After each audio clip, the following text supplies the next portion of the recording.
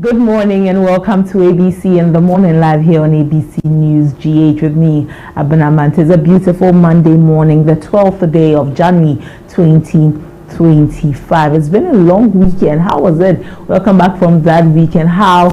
2026, beg your pardon. Did I just say 12 January 2025? Beg your pardon. And thank you to my producer for bringing it to my attention. Today is the 12th day of January 2026. It's a beautiful Monday morning. Coming back from that long weekend. How was it for you? How did you spend your long weekend? Did you get the time, the opportunity to spend it with friends, family, and loved ones? I had an amazing weekend. I had a great time during the weekend. I got to witness the joining of two very beautiful people, the wedding of Mr. Yao Sampene Boedu and Dr. Mrs. Abigail Jechoa Boedu. Beautiful wedding. Congratulations to you, Yao and Abigail. I pray that your marriage is a beautiful one. Also in Kede, two of my very good friends also got married, Andrea Zazu and Adelaide Dramina Esiedu. And so Andy and Adelaide, happy marriage to you. Congratulations. I wish you the very best of this life together. I had a great time this weekend. I had a great time this weekend and you got to unwind and take it easy. Today we have a lot for you on the show. On our front story, we'll be bringing you conversation about our pensioners. You know, they are very important and very dear to our hearts. They work so hard during their lifetime, and during your pension, you should have the opportunity to relax and enjoy the fruit of your labor, all of the monies that you have put together. But not so for so many of our pensioners in the country. You know that more things than not, they are concerned. They raise concerns about their pensions that come in. They raise concerns about monies here and there. And the latest is that they are kicking against a certain 10% increment by Senate. They say that they would rather have a minimum living pension. They say that there are so many challenges that they face, and so many of the pensioners in the country are pensioners who are literally at the brink of poverty, and so SNIT should do better by them. This morning we'll take a look at that conversation and peruse their request and find out really what they expect SNIT to do for them. We'll also bring you conversation about the former finance minister Kenneth Nanaya Oforiatta, whose case has escalated. You know that Ghana was looking to extradite him into the country to face some charges about some mismanagement with regards or causing financial loss to the states, corruption related issues with regards to an SML contract. Sometime last week, just before we went into the weekend, we had heard that ICE or ICE had detained him in the United States of America. The Ghana Embassy in the United States in Washington said that it had moved to provide consular services to Ken Oforiatta, but he declined, stating that he would need his lawyers present. And so at the moment, the embassy is unable to provide him with any consular services. We've entered into a new weekend, so we'll see any update on this matter, but we'll peruse his issue. I've read a lot on his case with regards to social media, picking the thoughts of the average Ghanaian when it comes to where this matter has come to. And for many, they say that is this what he would have expected? I mean, looking at somebody of his pedigree and up until where he has reached, is this the best way to have gone?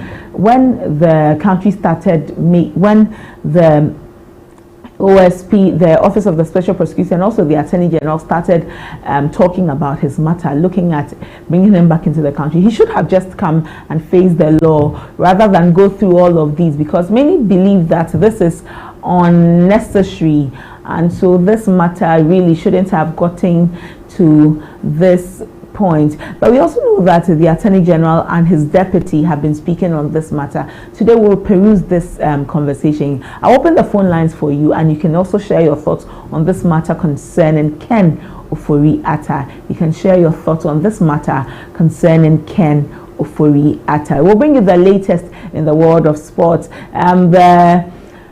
The quarterfinals have been played in the AFCON, and so yes, we'll be looking forward to the sports team to bring us the latest. But again, we'll do well to bring you some conversation about the NPP. Today is the 12th of January, and you know the NPP's presidential primaries is slated for the 31st of January 2026. We'll see how the build-up is going. We know that the committee set up to conduct the elections have sought audience with former President Nana Addo Dankwa Akufo-Addo. In a post on his socials, he was very grateful to them for their visit and also expressed his confidence in the work that they have been tasked to do. And so we'll look at all of that today on ABC in the morning. I look forward to having you with me throughout the show for the next 3 hours. We will be streaming, or we are streaming, on Facebook and on YouTube. You can catch the show there even if you are leaving home. You can watch us on Facebook and YouTube at ABC News GH,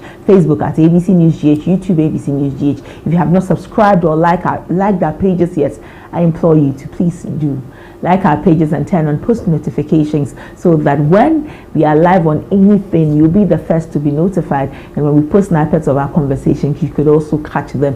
You can also catch all of the bits of the conversations on our socials at ABC News GH _ on Instagram, on TikTok, on X. You don't want to miss out on that at all. And the news in real time, our website is www.abcnewsgh.com, www.abcnewsgh.com. Don't miss out on that at all. I may be supported by the technical and production team led by Samuel Nimagbo. Thank you so much for putting together today's show. We'll have a great show today on ABC in the morning. I am ABENA Mante. After this break, I bring you the front story. Do stay.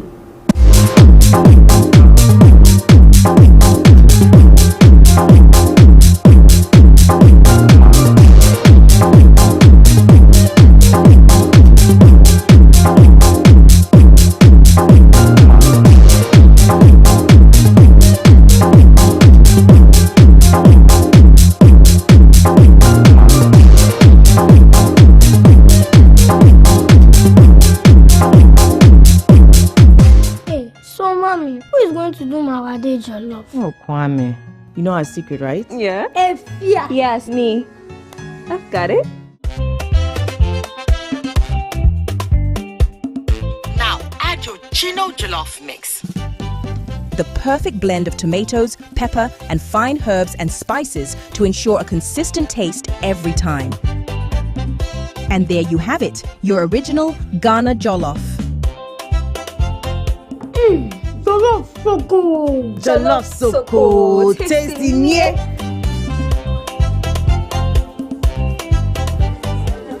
What is going on here? Enjoy Jollof the Ghana way. Gino Jollof is made with a perfect blend of tomatoes, pepper, and fine herbs and spices to ensure a consistent taste every time. This advert is FDA approved.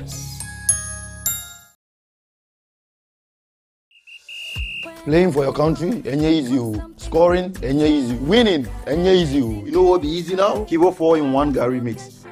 Easy. It gets everything inside. Gary, creamer, sugar, roasted groundnuts. Just add water. Sharp my soakings make ready. Taste and energy. Made easy. I'm a match winner, but the real champion is Kibo 4-in-1 Gary mix. Champion taste. Also available strawberry, coconut, and chocomore. This advert is FDA approved.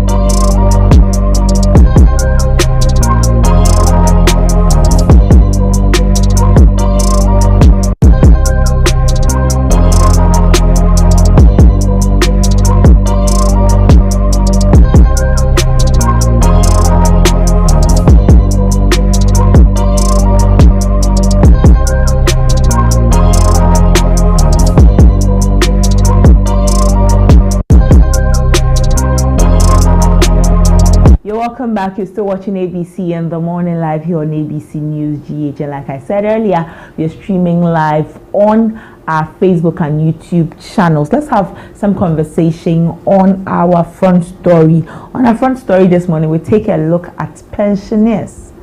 Our pensioners have raised concerns about a certain 10% increase. They say that rather than that 10% increase, they would want a minimum living pension. But let me read their statement so that you are abreast with what they are asking for. This is from the Concerned SNIT Pensioners Forum, and this is dated 10th January 2026. That is Saturday. 10% average pension increase, not enough. We need minimum living pension.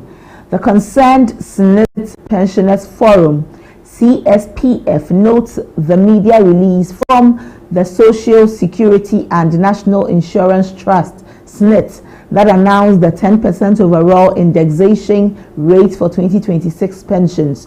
Though we appreciate the increase, we observe that it is inadequate and fails to address the severe economic pressures facing all retirees, particularly low-income retirees, and does little to stop pensioner poverty.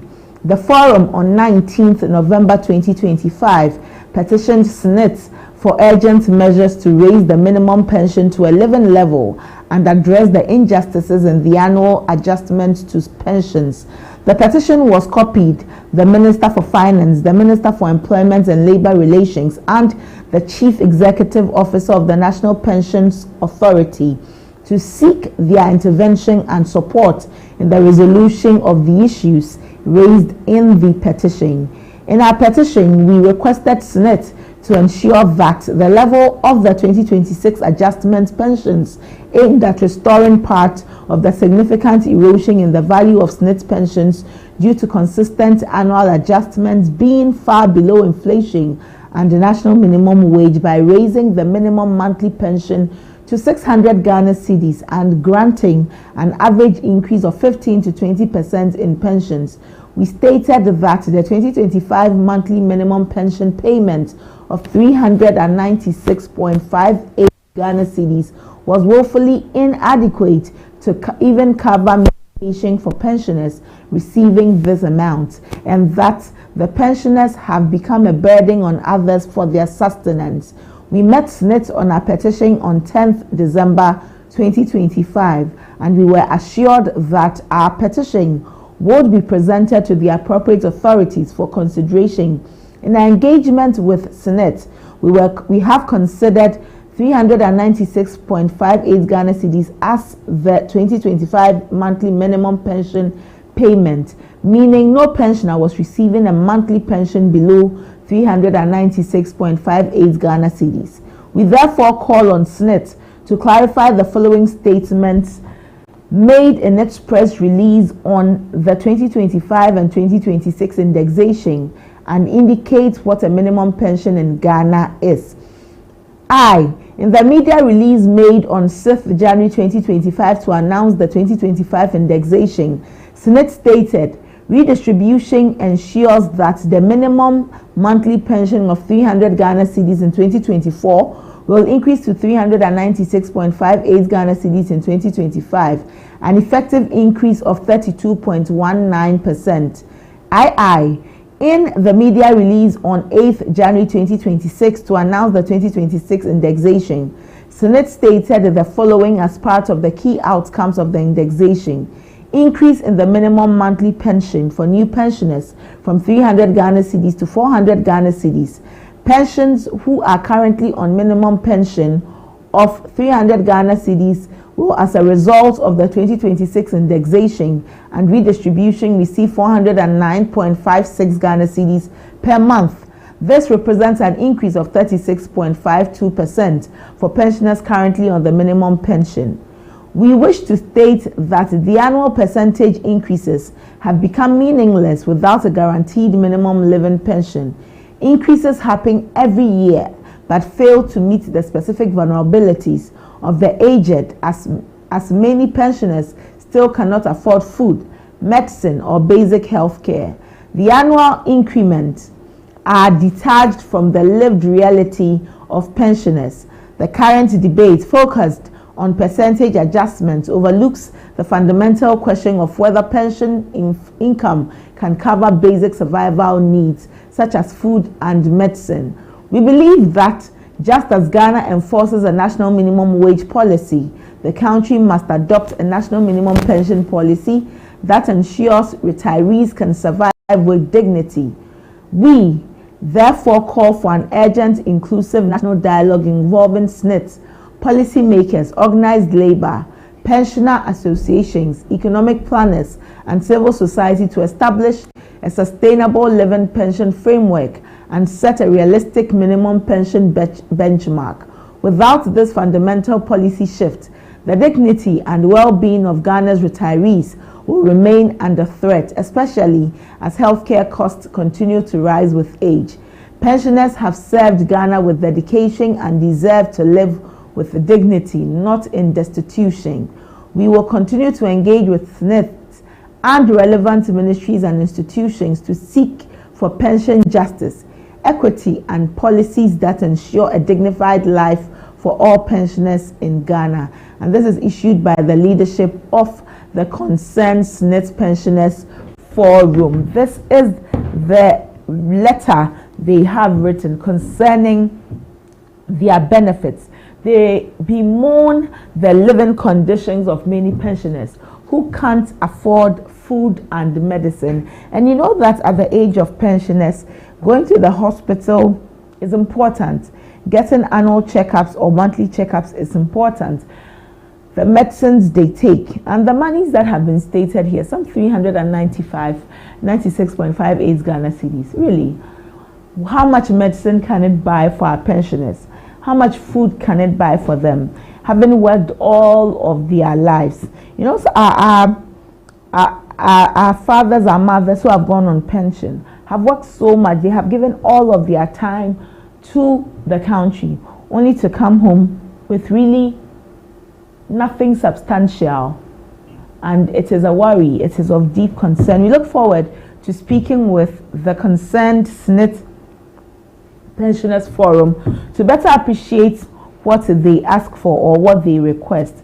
They mentioned that they would rather have a minimum living pension than what they have been subjected to. They say that if there's a minimum wage that workers can receive in the country, then there should also be a minimum pension, so that there's confidence and then their lives are also better. They live a better life than they are living. They can't have given all of their life to serving Mother Ghana and only for what? It is one of the things that they do not appreciate at all. They do not appreciate this at all. These increments are really far apart. It's very far removed from their reality. Very far removed from their reality. And so we can't say that the increments reflect in their lives. And so much should be done for them so that they can live a very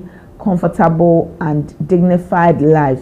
They do not like the fact that they need to fall on the benevolence of others just to live a dignified life. A dignified life, beg your pardon. How many times can they go to the hospital if the money they are receiving is this little?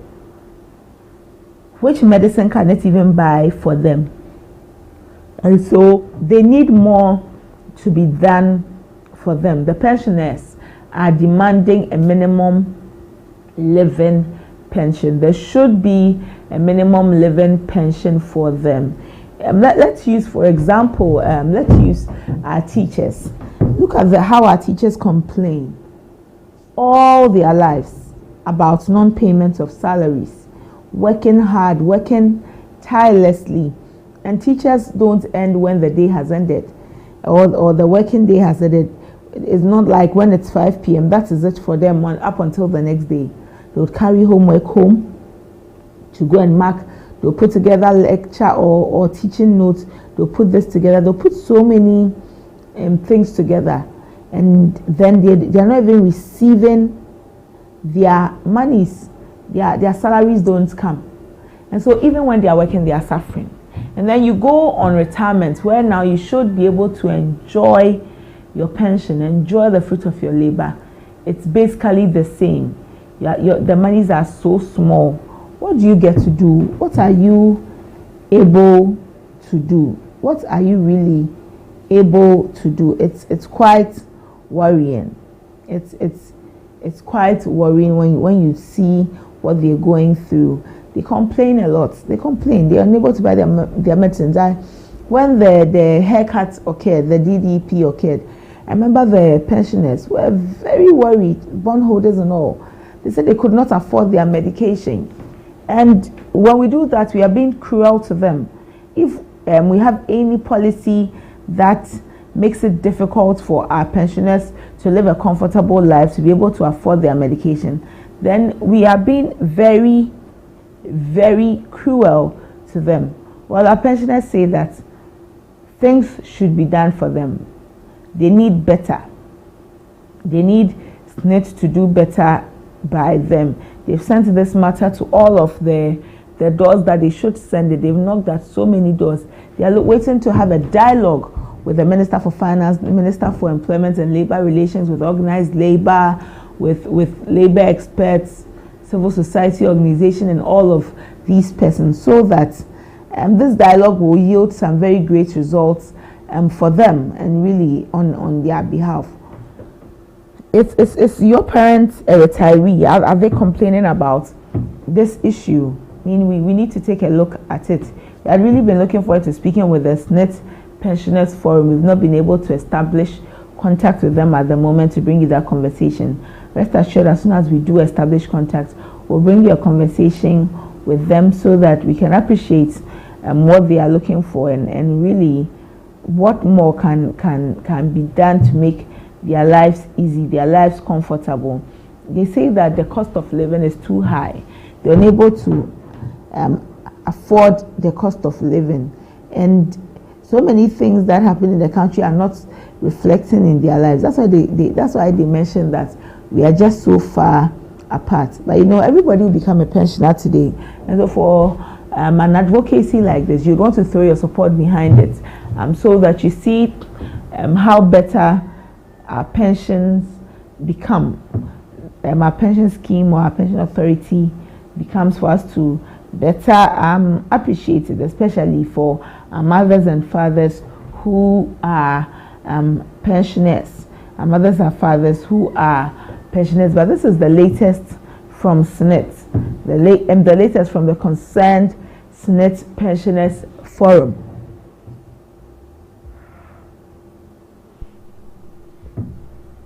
The latest in the Concerned SNIT Pensioners Forum. This is worrying.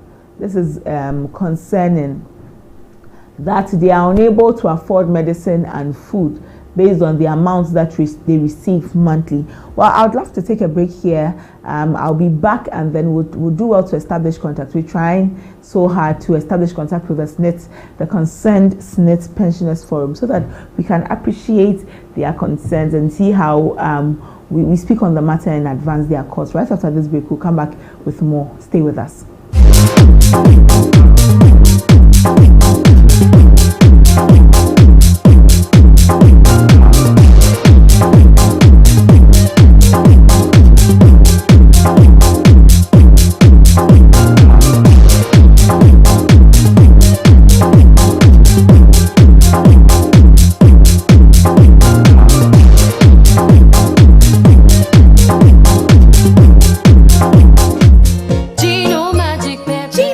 Pepper and onion, a delicious tomato mix with tomato, pepper and onion. No grinding, no blending. Ya yin na da da da. So pa mediane no abin. Come on, Gino, do your magic.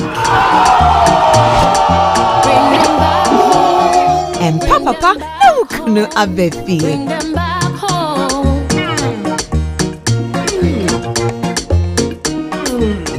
Tasty magic.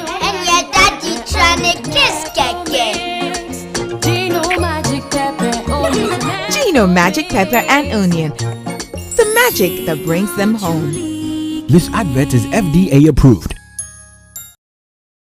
Imagine a sport without rules, a game without passion, an arena without chance. What drives the champions? What fuels the rivalry? What separates the winners from the rest in the world of sports? Eugene Soti, your chief data guy on the Talking Point. On the African Tracker, I'll break down the performance of your favorite African players abroad, scrutinizing every detail and exploring the nuances and rules governing the game. Meet us in your area for Area Take as we plug into sports perspective and hear your thoughts on every play of the game. I'm James Markion, your go-to expert for everything local. I'll review the fixtures from the locker room to the pitch and from the management to the fans. I've got you covered. Oh la la! Don't miss out on the double excitement. It's a fun pack, pulsating and complete wrap of everything in sports, from boxing to football, tennis, NBA and more. Sports World on ABC as every Wednesday from 7 to 8 p.m. Sports World on ABC. Sports beyond borders.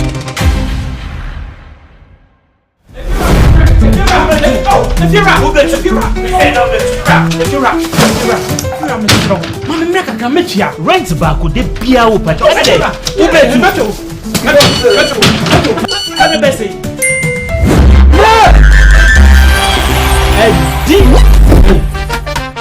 Come on, come see what? Where this guy? My friend, see before. It's the Telecel Too Much Money promo. Win cash daily, weekly, and a grand prize of 1.2 million Ghana cedis. Just reload or buy a bundle with Telecel Cash to earn points and stand a chance to win big. Dial *500# or visit the Telecel Play app to obtain and start winning in the Telecel Too Much Money promo. Terms and conditions apply. This promo is regulated by the NLA on the Caritas Lottery platform. When is campaign? If you're a baby, many schedule no. If you know, meto etiaka. Inti ene, uno ba no mpe baby amobeda. Oh no abeka. You did too much money. No matter. Telecel, connecting energies. This week's been wild. New releases dropping, artists blowing up, moments going crazy on the timeline. Don't worry, we've got you. We put the highlights, the date, the event, everything you need to know, and then the real fun starts. The official top 10 songs running the streets, the airwaves, and your playlists. If the culture is talking about it, we are counting it down. This is the rundown.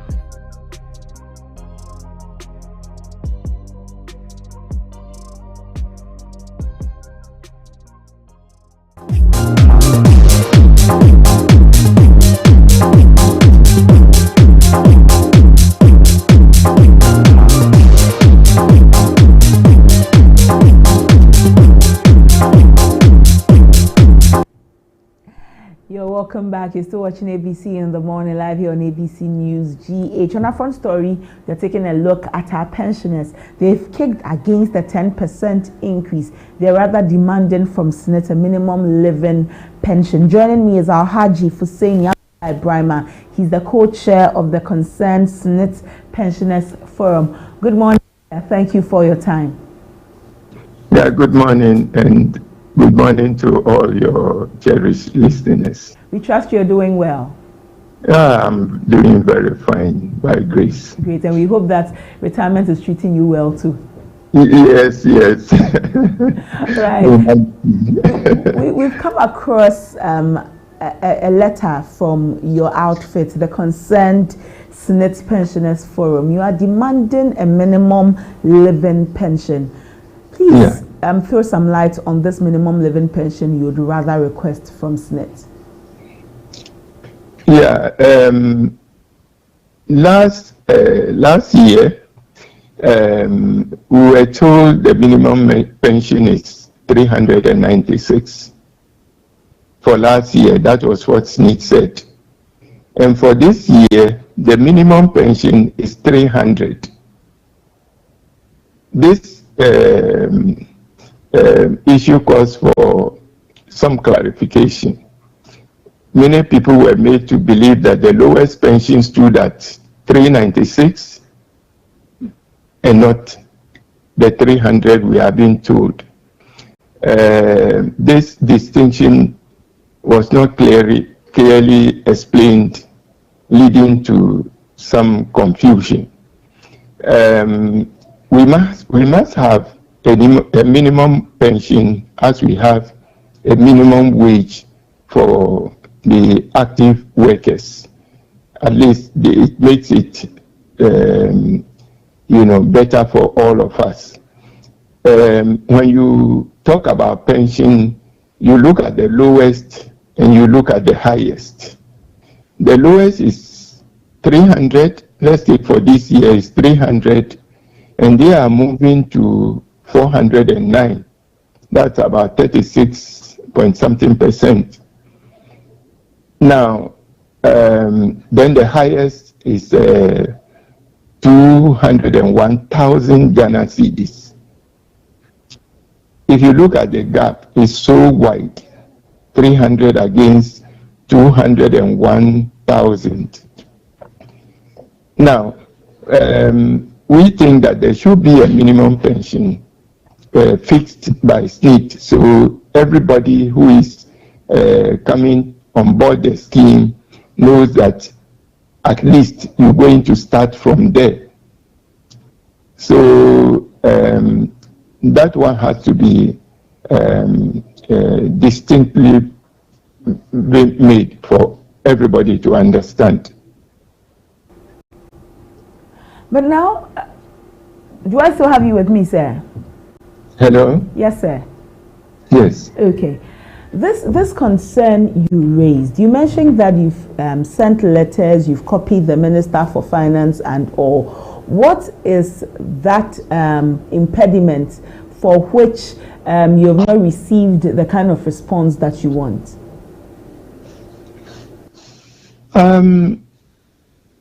Yeah, we've been engaging them, and I think for some time now, even before the figure was mentioned, we had a meeting with them. And I think the issue about the lowest pension was what was, the source of first confusion that we had. Now, that is not even the issue.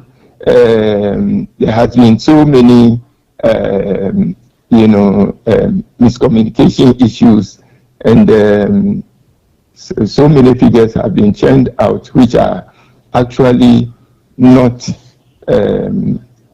what we expected. We are not refusing the 10%. We are grateful for it, but we are just asking that they go ahead and do ABCD going forward. Okay. Looking at this minimum living pension, what do you want it to stand at? What is the adequate minimum living pension that would help our pensioners? Yeah, in fact, when you talk about pension, people look at how much you contribute. At the end of the month, as a worker, you pay some contribution into the scheme. So definitely when you're coming out, you know where you are going to be, because your contribution determines what you're going to get.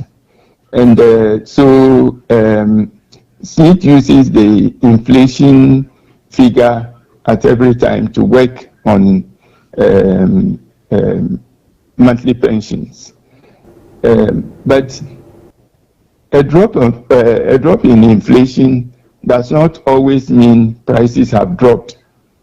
It only means prices are rising more slowly, and pensioners face high market prices for food, medicine, rent, utilities, transport, so their purchasing power remains weak.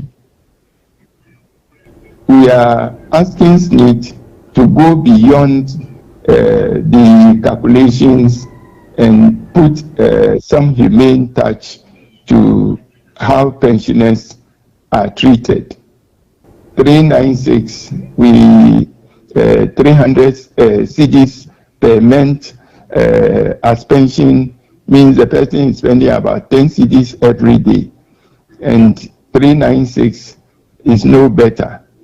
We are grateful. We appreciate the regularity with which SNIT pays pensions, but we think that they can do more, and we expect that government would intervene and take it beyond just working figures based on inflation headline figures.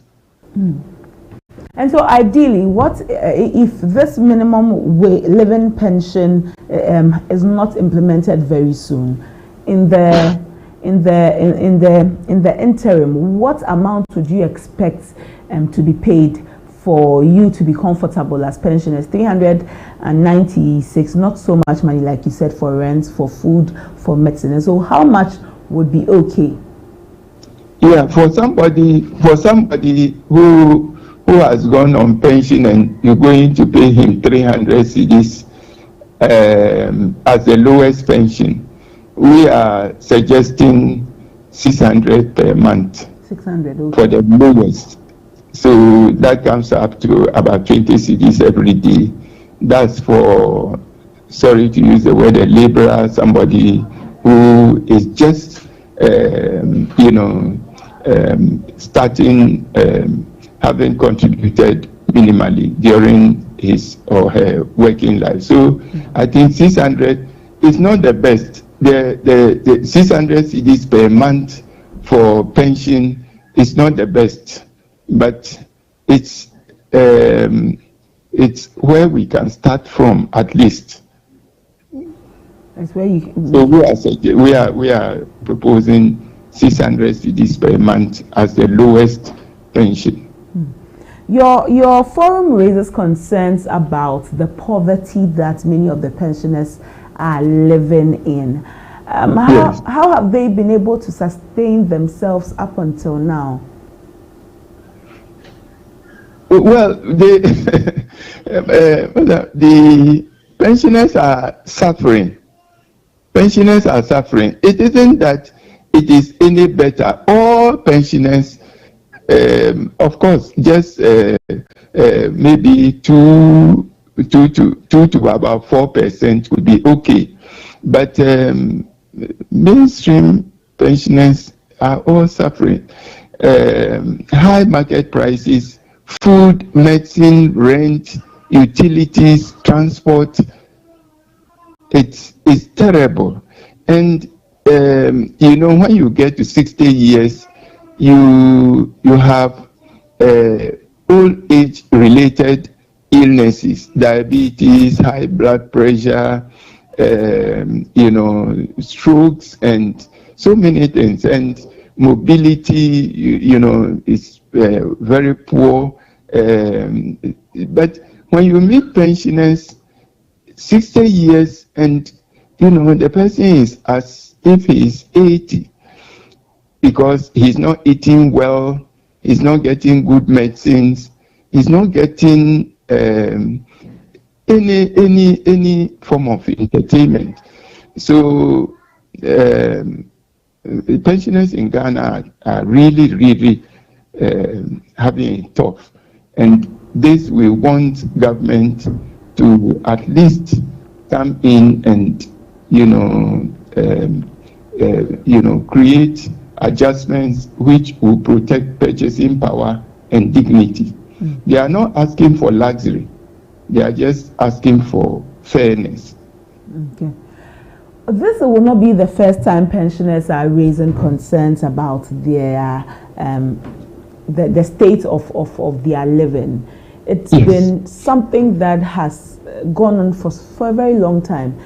Would you attribute it to a certain level of tone deafness from the duty bearers when it comes to your plight? Yeah. Hello, please. I didn't get it. Yes, I was saying that this is not the first time that pensioners have raised concerns about your state of living. Would you attribute it to a certain level of tone deafness to duty bearers when it comes to the many requests you have made over the years and the concerns you have been raising? Yeah, I would say that it has to do more with, the relationship between SNIT and pensioners. Okay. Once you go on pension, it's as if you are no longer part of the system. SNIT does not see us as the owners of the institution. We own SNIT. We and the workers contributing own SNIT, and there should be engagements. SNIT should, look for us. You are working, you are contributing, so SNIT should constantly be out there for us. There should be explanations of adjustment formulas. You meet pensioners, but it's like once you go on pension, nobody gets back to you. So pensioners are left all alone, and this advocacy has been going on, but unfortunately, SNIT is not. They are okay with the regularity with which they pay pensions. They are not looking at the adequacy, and that is very important. It's not just being regular. Yes, we thank them, and we appreciate that very much. That pension, you never go there and you are told that this month we are not being paid. You will be paid, but the adequacy. So we should be sitting with SNIT as often as possible, and then you have some sort of reassurance. In fact, they will not be doing pensioners only some good. They will be doing the informal sector. That is where you have a chunk of people who could have come on board, but I don't think they find SNIT attractive. They should find it attractive for them to come and join, but they don't find it attractive. They are looking at how you are treating your pensioners, and they are staying away from the scheme. So SNIT should make it attractive so that they would bring the informal sector. A fitter at Swami will go and register, and at the end of the month, he will go and pay his contribution, so that he is expecting that by the time he gets old, SNIT will take care of him. But if he's looking at pensioners, and pensioners are not being properly treated, why would he go and join the scheme? Now, let's take a look at the scheme as a whole. Do you think that at the point we have gotten to, there should be a review of SNIT, the mode in which they operate, from collecting contributions up until when it's time to pay retirees their contributions? Yeah, there is a lot we are asking for. We think SNIT can do better. There has been a lot of investments by SNIT. These investments are not yielding anything, and that for us could be the reason why SNIT is underperforming. They are doing well, but they could have done better. So many projects have been stalled. So much has been pumped into investments, and it's not working for anybody. Land has been bought, land has been encroached upon, buildings are standing idle, nothing is coming out of it. If SNIT had been operating the way they started the scheme when Dr. Kofi Frimpong and J. Musa and others started it, there was the zeal, there was that promise that SNIT was going to do a lot of things, but that is not what we see now. And year by year, pensioners are, not getting what they expect to be receiving. SNIT should not base their calculations only on inflation. They should base it on, the situation on the ground. So we are calling for radical structural reforms. SNIT should sit up. They must, from time to time, be at the Parliamentary Accounts Committee to, answer questions. If we have them, being monitored, even side by side with the Auditor General's recommendations and reports, we will do better. Then, of course, I should say this: we pray and hope that government will pay the contributions that they owe SNIT to them, so that they would do better. If you look at tier 2, I can't talk here without talking about the tier 2. The tier 2, 3 years now, some people have not been paid the lump sum. Some people have not yet received their lump sum. This is not the best. It is not the best. 3 years you go on pension and you've not been given your lump sum. Some people want the lump sum to complete structures they put up so that they can move in with their families. The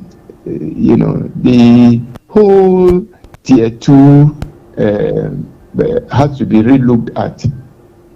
It has to be relooked at. We are not very comfortable with the way the tier 2 is being handled.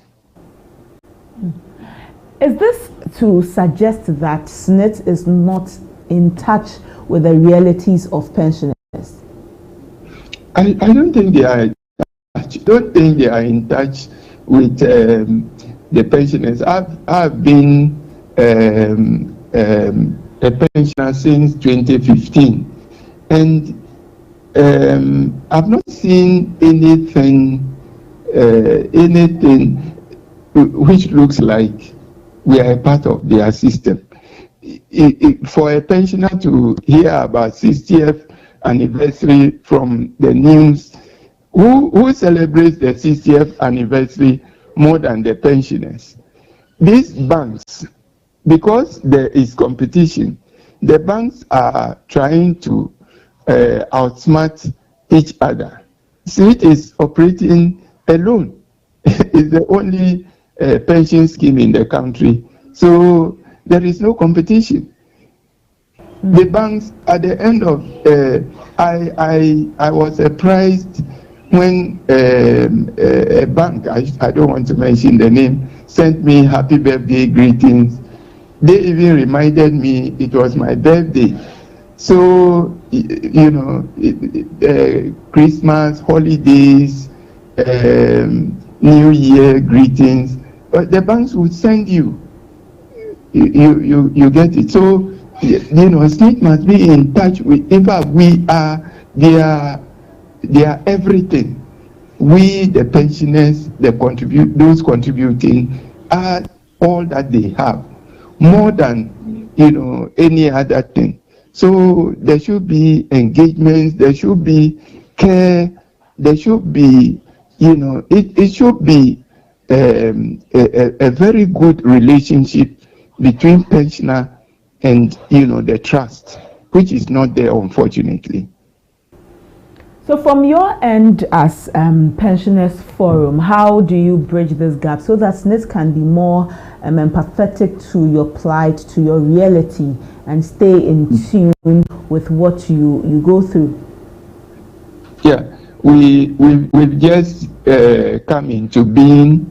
I don't think we are more than 3 months old. We just came into being. Okay. And fortunately for us, we were invited to a stakeholder meeting with SNIT before the 10% was announced. For us, it's it's so welcoming. We are so grateful, and we know that we couldn't have influenced whatever decisions they were going to take about this year's indexation, but we are going in for a marathon and not a sprint. We're going to be with SNIT throughout the year 2026. We are not going to rest on our OS. We are going to knock on their doors and then partner them in ensuring that we have some reforms. Some changes need to be made. Some transparency needs to be in place, and we hope to work together with them to achieve much better results. Okay. Well, Emma Haji, we wish you and the forum the best, and we hope that your concerns be addressed as quickly as possible so that our pensioners can also live with dignity. Thank you for joining us this morning, sir. We are grateful. We are grateful. Thank you very much, and I wish you well too.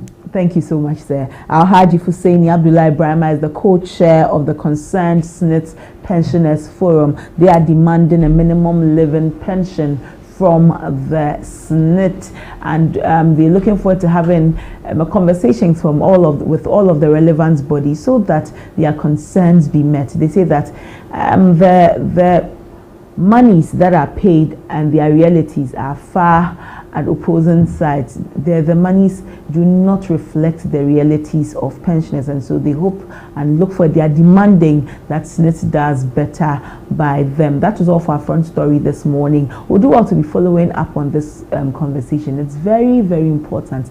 Living after retirement. We'll take a break. When we return, we'll bring you more conversations here on ABC in the morning. Do stay.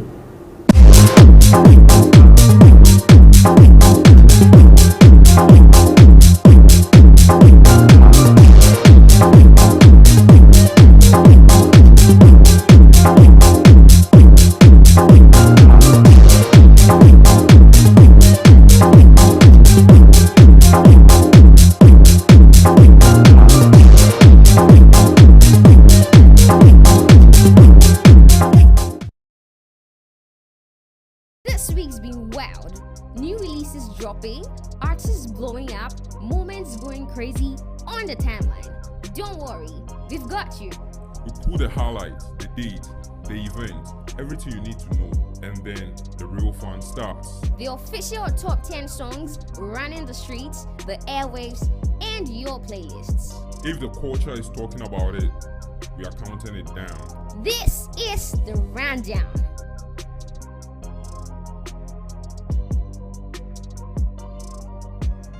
Hey, so mommy, who is going to do my wedding jollof? Oh, Kwame. You know our secret, right? Yeah. Efia. Yes, me. I've got it. Now add your Chino Jollof mix. The perfect blend of tomatoes, pepper, and fine herbs and spices to ensure a consistent taste every time. And there you have it, your original Ghana Jollof. Jollof so cool. Jollof so cool. Tasty, yeah.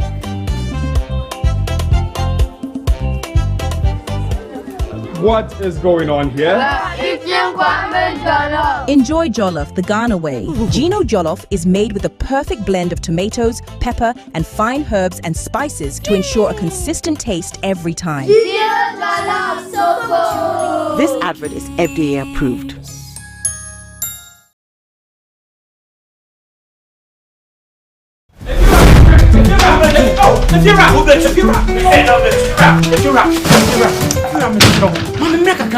Rent back with the beer open.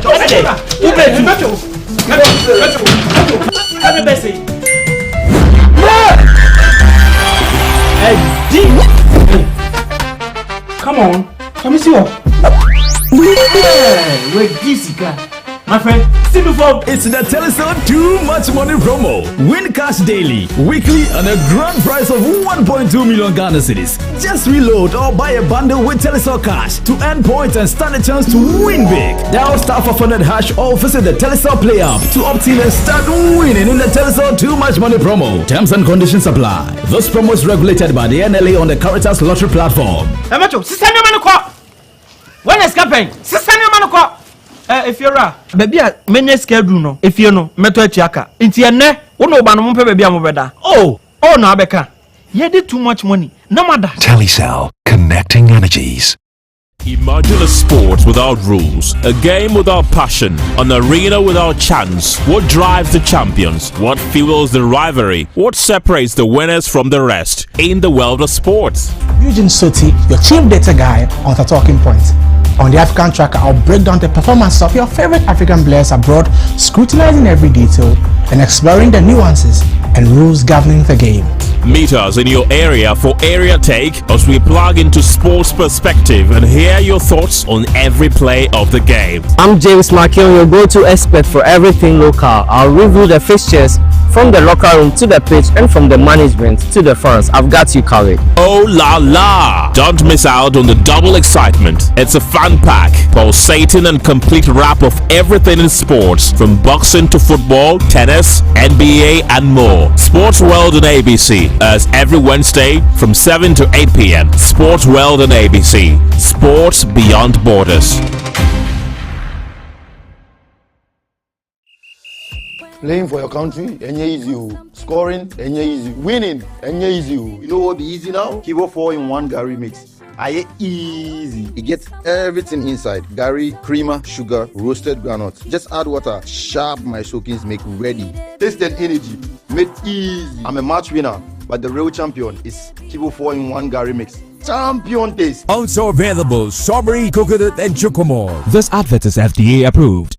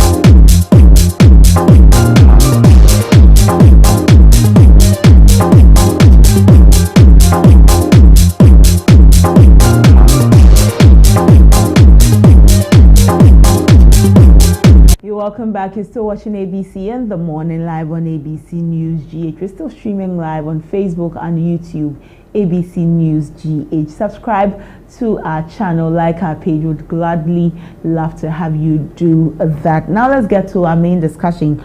We're taking a look at Ken Ofori-Atta, former finance minister, who has been detained. The embassy in Washington has released a statement. Let me read the statement to you. Statement by the Embassy of Ghana, Washington, D.C. on the detention of Kenneth Nanaya Ofori-Atta.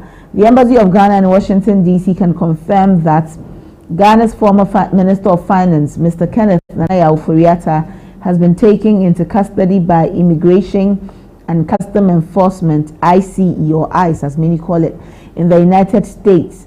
Upon receiving the information, the embassy undertook the necessary steps to verify the circumstances surrounding the matter. Following confirmation, the embassy formally contacted the relevant detention facility to request access to Mr. Ofori-Atta in order to provide consular assistance in line with established diplomatic and international protocols. The embassy was informed by the facility that the detainee declined to engage with consular officials at that time without his lawyers present. The Embassy of Ghana remains in contact with the appropriate United States authorities and will continue to follow the matter closely to ensure that Mr. Ofori-Atta's rights are totally respected. And it's signed Ambassador Victor Emmanuel Smith. This is dated 10th January 2026, then 10th January 2026. But this is the latest in the matter involving Ken Ofori-Atta, waiving any consular assistance until his lawyers are present. This is it. So the embassy wants us to know that he has not been denied any audience with relevant bodies. It is Ken Ofori-Atta himself who said that without his lawyers he would not be engaging with the embassy for any consular assistance. But here we have it. Ken Ofori-Atta detained by ICE, detained in the United States of America. Earlier, before the embassy released the statement, Ken Ofori-Atta's lawyers informed the public that the United States Immigration and Customs Enforcement, ICE, had detained the former Minister for Finance regarding his current status in the United States. His U.S. legal team, as the Ghana legal team told us, was in contact with ICE, and they had expected that the matter be resolved expeditiously. That was on 7th January. Up until now, this matter has not been expeditiously, as many would have expected, as fast been dealt with. We know that the Attorney General spoke with one of our sister stations on this matter, Dr. Dominic Ayine, concerning Ken Ofori-Atta being held by the United States. And the AG tells us that anytime soon we should expect that Ken Ofori-Atta return to the country. That is what the Attorney General is telling us on the matter of Ken Ofori-Atta. But you know, the Attorney General not too long ago also spoke on Ken Ofori-Atta's matter concerning getting him into the country. Concerning getting him into the country, he mentioned that Ken Ofori-Atta had gotten himself some very top lawyers. That is the word that the Attorney General used. That Ken Ofori-Atta had gotten himself some top lawyers. And he also tells us that on this matter of Ken Ofori-Atta, his visa was rather revoked, and that Ken Ofori-Atta had not overstayed his period in the United States. But why was the visa revoked by the U.S. State Department. Why was the visa revoked? We'll look forward to having Ken Ofori-Attah's lawyer speak on this matter the more, because Attorney General says that this revocation occurred in July. The visa revocation had occurred in July, and so Ken Ofori-Attah had not overstayed he didn't overstay his visa in the States of America. His visa had been revoked. So we look forward to all that comes up. But one of the questions is that for some, this is quite humiliating for somebody of Ken Ofori-Attah's stature, and so he should have just come to Ghana when he realized that the law was after him to deal with it. Others also raised the concern about him seeking medical attention, and that is where this whole issue falls. We'll be speaking with Alexander Kwesi-Akwa, the MP for Achimda. We'll also be speaking with Dr. Samuel Lefriye, political scientist at the Kumasi Technical University. We'll also be looking forward to speaking with the legal team of the former Minister of Finance, Ken Ofori-Attah. At the moment, I have with me Dr. Samuel Lefriye joining. Let's have some conversation. Good morning, Doc. Thank you for your time this morning. Yeah, good morning, Abena, and I hope you are doing well. I'm doing well. I hope your weekend was great. As usual. Okay, we thank God. Doc, let's look at Ken Ofori-Attah, former finance minister, now detained by the immigration of the United States of America. For somebody of his stature, somebody who has been at the helm of affairs in the country, should he have waited for his matter to get to this point? Yes, thank you very much, and to your viewers and also to your listeners as well. You see, Abner, I find it quite unfortunate about Ghanaians spending most of our precious time on Ken Ofori-Attah detention, which is not something that is strange. It's not something that is so unique or that has not happened, especially when it goes to in US and you go against their immigration laws. So these things are normal. So there's nothing new for this to happen. But if it is not political, I don't see why Ghanaians need to spend time discussing him for what? His detention. So what? What is it? If America has detained our former minister of defense of finance, what is it? Is it something that has not happened before? If it is not about these OSP and the Attorney General inability to prosecute, or maybe to use this as an opportunity to create something that some kind of way that is why America has detained him and those kind of things, extradition process. Almost a week now, you see Ghanaian media spending time on this. What is new? What has Ofori-Attah done? But the concern for many is that he knew that there was a case in court concerning him. OSP had been talking about it for a very long time. AG has also been talking about it. Just a few days before his detention, the AG had a presser, talked about this matter, even gone ahead to tell us that Ken Ofori-Attah had engaged the services of some top lawyers in America. And so it all comes together that he's been in the news for so long, and so he could have avoided this detention had he come to Ghana, where he would have been a free man. Coming to Ghana to do what?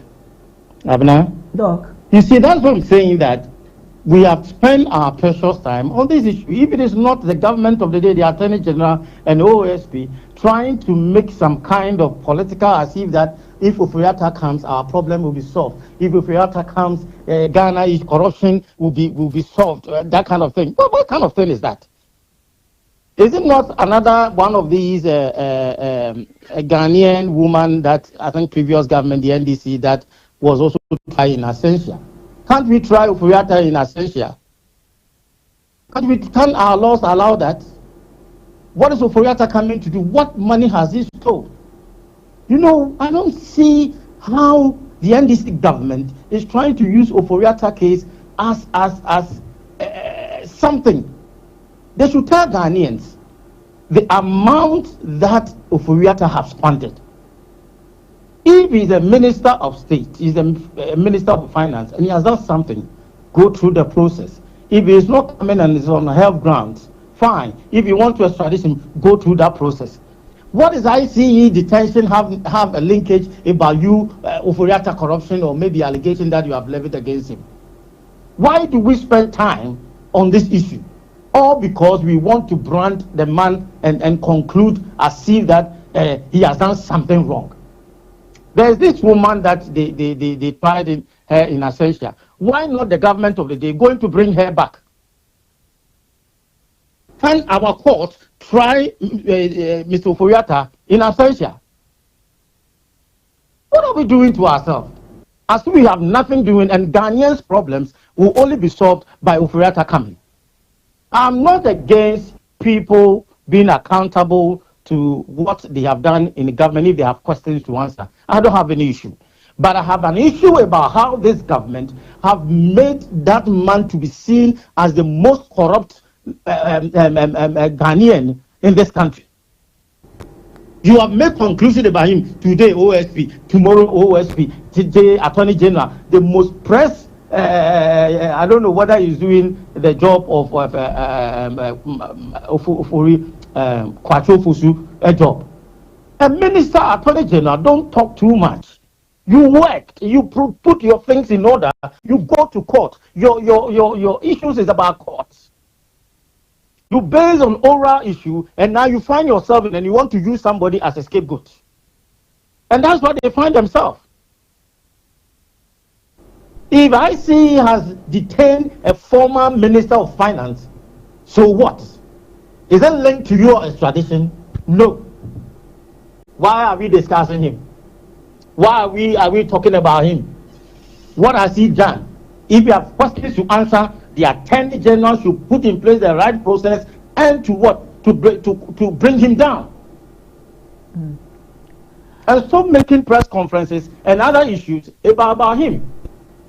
You just need to make a conclusion that at the end of the day, the man is what? Is so corrupt. It's the court that will decide.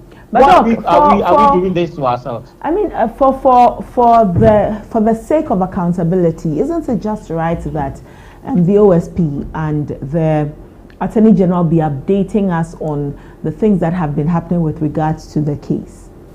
Attorney General accountability, is it a press conference? ABENA, is it accountability always press conference? Press conference here and there, press conference here and there. The next day you're on media. Because of the oral. The oral is a ghost that is hunting this Attorney General. And the oral doesn't have in most of the things that are in. It's not factual. And now they want to press him and try to make him to what? To do something. And that is what is making him uncomfortable. And always want to come out. Because if you create an atmosphere for the general public to see that some people are corrupt, always you'll be in the media to please Ghanaians. But all day you send it to court and you are not making an impact. And that's what OSP has been trying to do. You always create an impression that people are corrupt. But the only day when you send it to court, then nothing comes out good. Then you come and sing to us. So it's a hard time our leaders, especially Attorney General and those state institutions. And I think for me, I will commend Iyoko for doing one of the good jobs that he have been doing. Okay. So Iyoko is one of the state institutions that have been doing their job. I like the way they handle their issues. They do investigations to make sure that the right things are done. They send it to court. That is how. They don't talk too much. But you see state institution, OSP, talking too much, doing press conference here. Then Attorney General will come, bring his side, talk about this, come about this, and then what?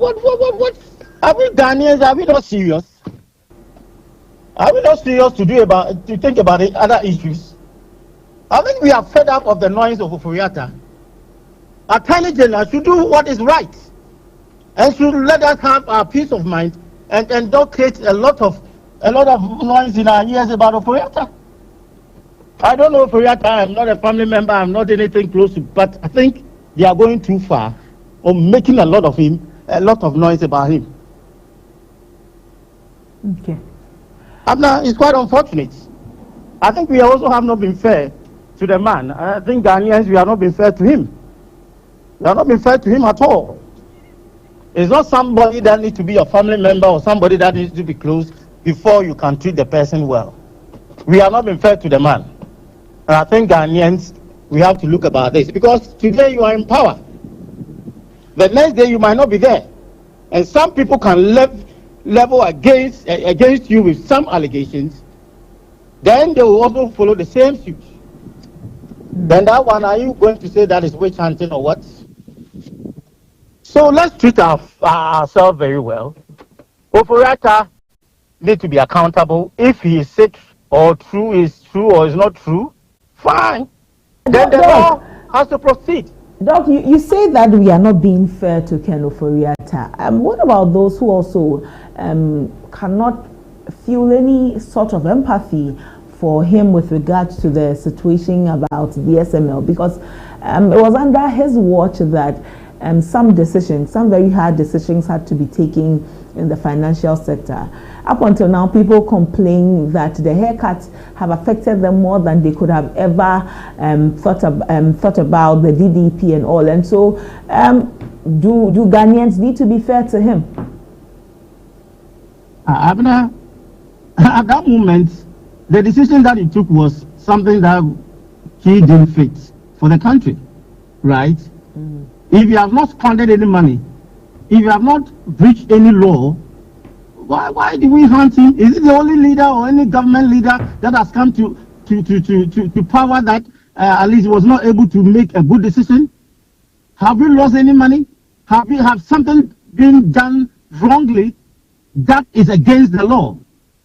He says, and the OSP say that the SML contract has caused financial loss to the state, and Ken Oforiatta is in the middle or is involved in this contract. That's why they're looking for him to come into the country to face the law. And so it's not really, or that it doesn't look like a witch hunt. He should come when he comes, and then he faces the law. Abena, if he doesn't come, we can't proceed to court.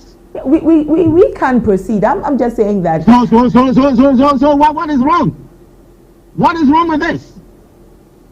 Abena, what is wrong with this? If he doesn't come, we have done the same thing to someone about this woman that is in America. He was tried. Yeah, well, Sabina Samato was tried in absentia. Yes.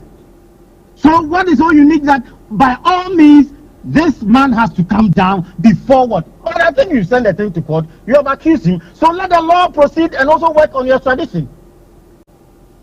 If at the end of the day the law goes and then he is being found capable of what he has about this SML contract, then jail sentences or whatever will be sent to him.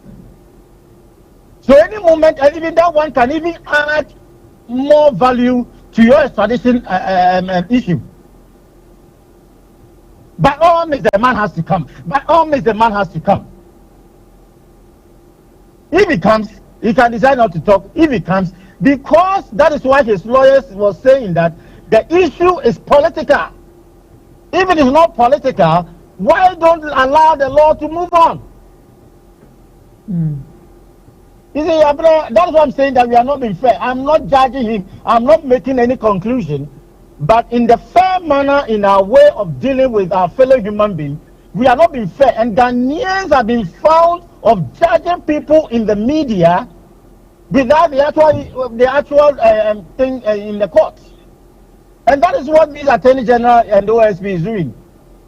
They do this press conference, judge people in the media space, and then when it goes to court, then they find themselves struggling. Then you see that it forces these lawyers or these judges to make certain rulings that will go on their way.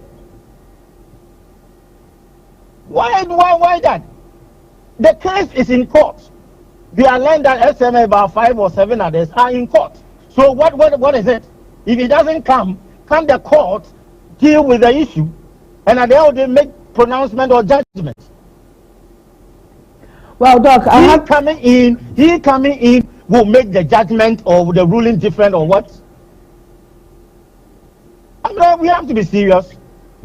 And if it's a political issue, it's political. Fine.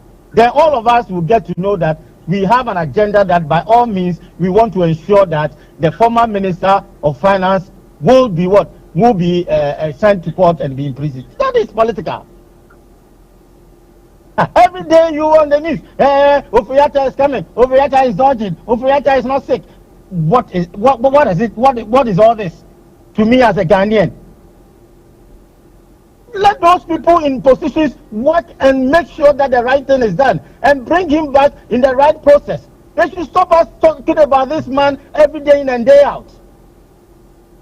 Okay. Well, Doc, joining us also on the line is Honorable Alexander Kwesiakwa. Let me bring him into the conversation to also weigh in. Honorable Kwesiakwa, thank you for your time this morning. Thank you for having me. Good morning to you and good morning to Doc. Good morning. Ken Ofori-Atta has declined consular services without the presence of his lawyers. Seeing as this matter has gotten to first, some of the concerns that have been raised is that Ken Ofori-Atta has caused this himself. Ghana has been looking for him to come and face the law for a while now. Had he come, he wouldn't be in a situation that is quite unpleasant, immigration situation like this. In the first place, may I say that I am so surprised we are making a mockery of our country, Ghana. I say this because we have become a laughing stock to some developed countries. I have monitored a few of the narratives on this whole development, and it's as if people are very much confused because people are wondering what we are looking for. People are asking questions that is it that if we do not have Ken Ofori-Atta on the source of Ghana, can't he be tried? Can he not be tried if we don't have him on the shores of Ghana? You understand?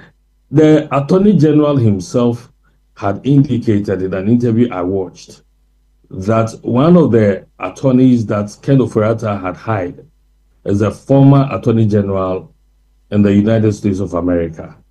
And he put a phone call through to him, to the Honorable Ayene, and demanding that Ken Ofori-Atta is given a fair trial, demanding the assurances from the Attorney General, Dr. Ayene, the Honorable Dr. Ayene, that Ken Ofori-Atta should be given a fair trial. Why would somebody from another country demand that our citizen, our former Minister of State, Minister of Finance, should be given a fair trial? It's because perhaps he's monitored and has seen that all that has been going on is purely political witch hunt. And clearly so, some of the cases that gave a lot of Ghanaians a lot of hope, where have we gotten those cases to? Where have those cases gotten to? And in the first place, if we have a country, if we have a government that steps in to throw away similar criminal cases that involve its party apparatchiks, its party supporters, its members, including the current finance minister, if the Attorney General will file nolli prosequa and throw away these cases, the whole world monitor these ones, and the same government turns around and start hunting former government appointees, other political watchers, other legal watchers would definitely want to seek justice, rightful justice for their clients or for other citizens of Ghana. We are making a mockery of ourselves. We have become a laughing stock. We are not seen as a serious country. At the end of the day, what do we seek to achieve? If really we have cases to deal with, if we can prove beyond all reasonable doubt that there has been corruption there has been financial malpractice, there has been causing financial loss to the state, whatever it is, if we can prove beyond all reasonable doubt, why don't we go ahead?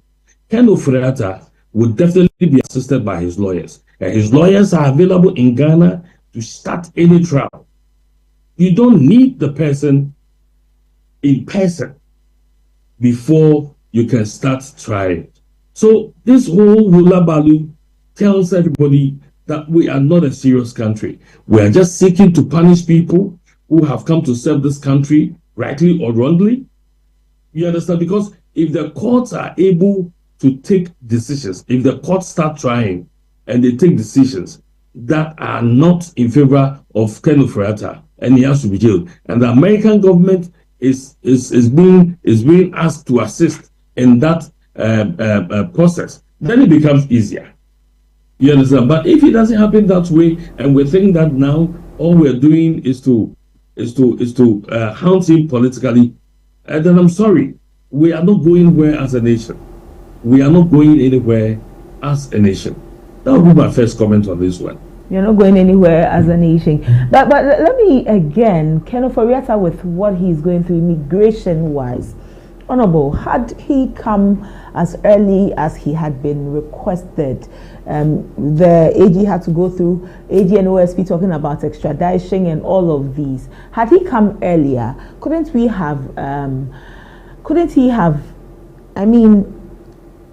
taken himself out of a situation like this? It seems to be such a blight on a person of his stature. You see, the reality is that Ken Ofori-Atta is a Ghanaian. Ken Ofori-Atta has been in Ghana. He's been monitoring what has been going on. So now he is aware of how former appointees have been treated. If I were to be in the shoes, I would do say, there is no way I will come and subject myself to this kind of wicked practices, arrests, anyhow, being treated anywhere, being kept in custody for such a longer period. Allowing yourself for you to undergo some religious bail conditions, some heinous bail conditions and all that. And so, yes, if I were to be in his shoes, I would do the same. There is no way I will allow myself to go through that. No. You wouldn't. But that reeks of running from accountability, Honorable. Well, you see, we are saying that you can. If these issues have gotten to a point where we think that we can try the cases, let's go to court. Okay. The court is the final arbiter. So let's go to the court. But the matter is gone to court. They're waiting for him. Yes. What will his presence do? If anybody is able to tell us that without him, the court processes cannot continue, then we can continue this discussion. But facts are facts. Whatever the security agencies, the investigative bodies have investigated, they are there. If Ken Ofori-Atta has any responses, he can do that through his lawyers. Okay.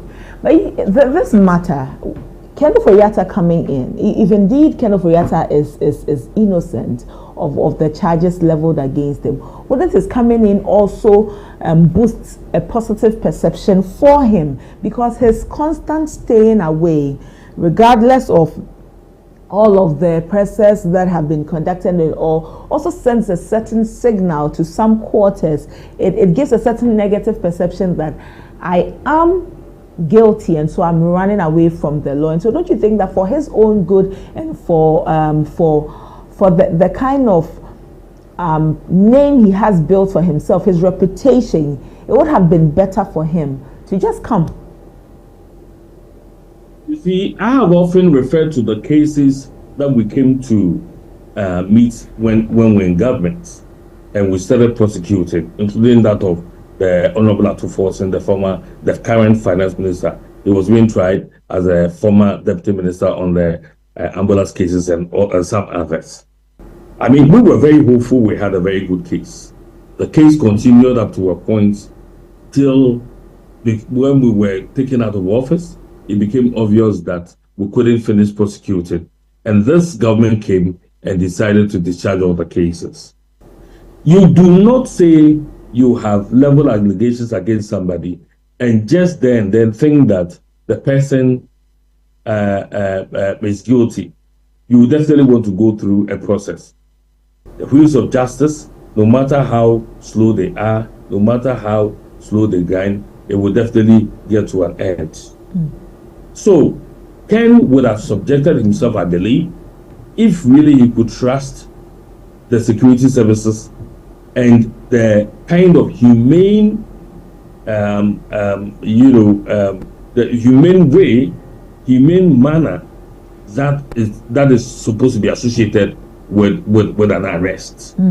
But looking at what has happened, if I were to be him, I know I am not guilty. I have my facts right. I am ready to undergo any form of trial, but I will not come and subject myself to such an inhumane activities. So you wouldn't come? No, and I'm sure it's one of the reasons why he's staying away. And so it will be one of the reasons why I'm also very concerned, and I'll come to Doc on that. Maybe that will be my final conversation on this matter before we move on to others. Why the embassy approached, and he said that without his lawyers he would not be engaging with the services, consular services from our embassy. It's quite curious.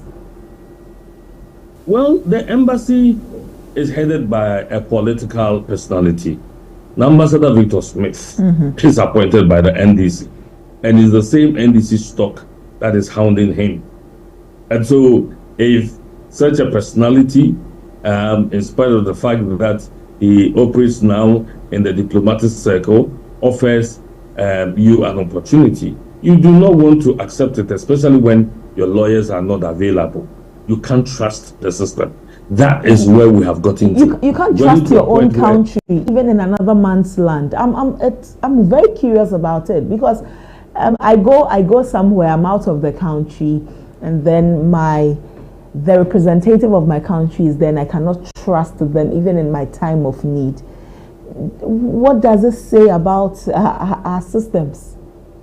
I have said that. That is why I preceded this discussion with the fact that we are making a mockery of our systems. We are making a mockery of ourselves as a country. We have become a laughing stock, because all these cases of refusing the diplomatic services and have been reported, and it tells clearly how we have handled our own back home. And so what is going to be the difference if the representative of the president, the representative of the country, approaches you and say, I'm going to give you some services, some consular services, some diplomatic services? No. Can you tell me that the Attorney General would have dealt with the U.S. Authorities without going through the embassy? The embassy has been a party to this whole issue. The U.S. embassy has been, the Ghana's embassy in the U.S. has been a party to this whole issue. And so definitely, if Ken is not ready to trust the Ambassador Victor Smith and his embassy and the staff of the embassy, I think that he's justified. He is justified. Okay. Now let me go to Doc on this matter too. Doc, thank you for staying. Ken Ofori-Atta refusing consular services, even in this tight corner he finds himself in, a very distressing position, saying that I would rather wait. What signal does it send, perception-wise, to everybody? Well, ABENA, if the government of the day that appointed these ambassadors, and this government is also on your nerves, how will you trust the process? And I think he didn't say that he will not talk to them, but he says that he needs his lawyers around. So It's far better than that, because anything they have to use their lawyers. They have to use his lawyers. So that is the right thing to be done, because you don't trust them. Because everything that goes on, they know what is happening in Ghana. They know all these things that the government of the day is trying to do, the Attorney General and the OSP.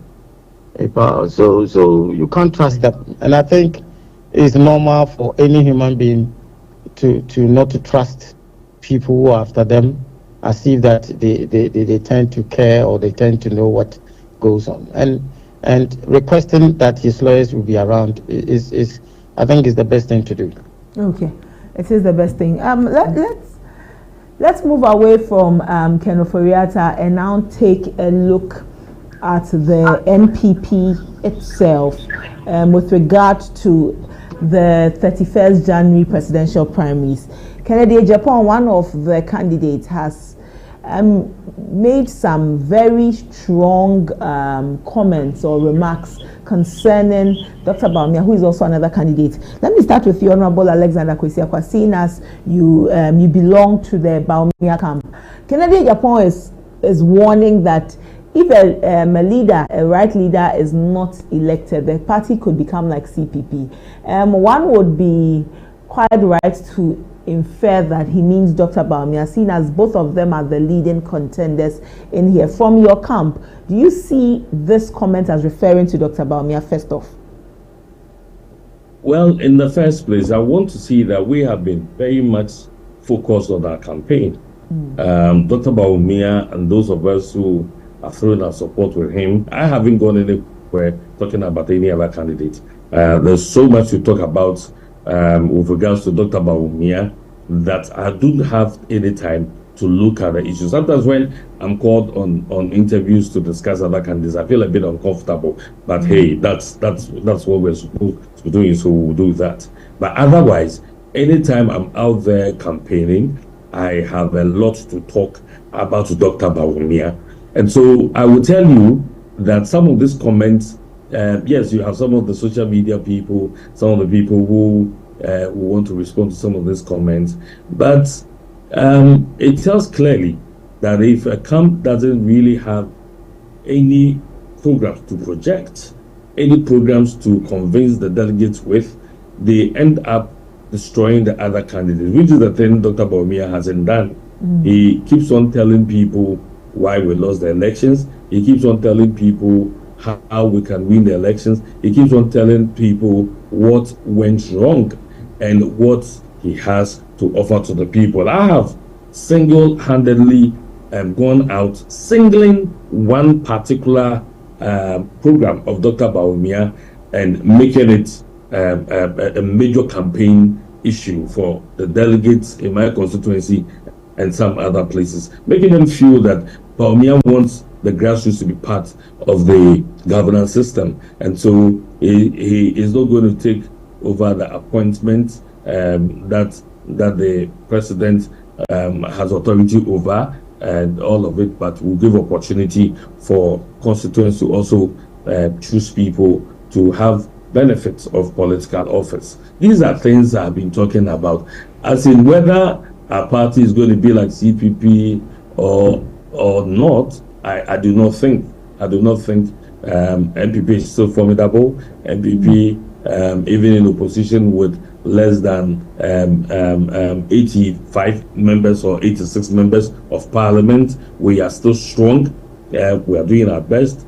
We know what went wrong. Some of the people who couldn't join us in parliament garnered a lot of votes, but not so much to be able to represent their people in parliament. Some lost by 500 votes, some lost by 300 votes. I mean, very, very marginal votes margins that got them to stay at home without coming to parliament. And these are people who have put themselves together to support to place their support for Dr. Bawumia. And these are people who are on the ground working. So if the very people, the numbers that voted for our candidates and who couldn't make it to parliament are still having confidence in our candidates, are ready to support them to make Dr. Bawumia the next president of Ghana. We just want to remain focused and push harder as we have very limited time for 31st January. I'll come back. We'll look at 31st December the more. It looks like from now up until 31st, the NPP will be in the news a lot. And so I'll come back and then we'll talk about it the more, Honorable. It's a bit interesting that we've taken over Ghana. Can you imagine this is an internal elections, but it's almost become more like a national election. So it tells you of how formidable the NPP is. Well, maybe it's because of the way the campaigning is going also in your party, because a lot of people, especially those who are quite affectionate towards your party, feel that at the end of the day it may break the NPP, seeing the shots coming at you. But we'll talk about it after Doc has also weighed in on it. Dr. Friye, does the NPP risk becoming like the CPP when it comes to its dormancy if they elect a wrong leader? And who even is a wrong leader? 5 people contesting for 1 position. You know, a wrong leader by who perspective? And even who defines a good leader and who defines a wrong leader? The delegates that they are going to determine who becomes the party presidential candidate, they are the right people to decide who becomes or who is the right leader. I will always suggest that Ken's camp should focus about himself, what he will do for the party and what he can also do for the country. In political marketing, sometimes you don't spend time in talking about others and trying to make you as if that you are indispensable, that without you, nothing will go on well. If you have that kind of thinking, you always be deceived and will be moving as, or will be working as a contradicted person. CPP.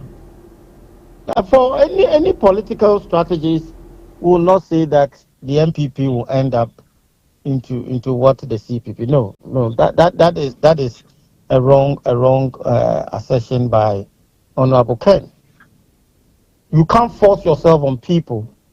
What you have to do is that sell yourself. What you want to do, tell them. If it is not you, it's not for others. So sometimes these politicians need to be very careful. These last days or the days ahead of us is dangerous. And I'll urge him, Ken, respectively, to be very cautious about his statement. Because this trial movement or this time, any comment can derail all what he has worked for. So he has to be very careful. And also about his followers. In politics, when it comes to the last days, your comment and the way you act, your actions and inactions is critical.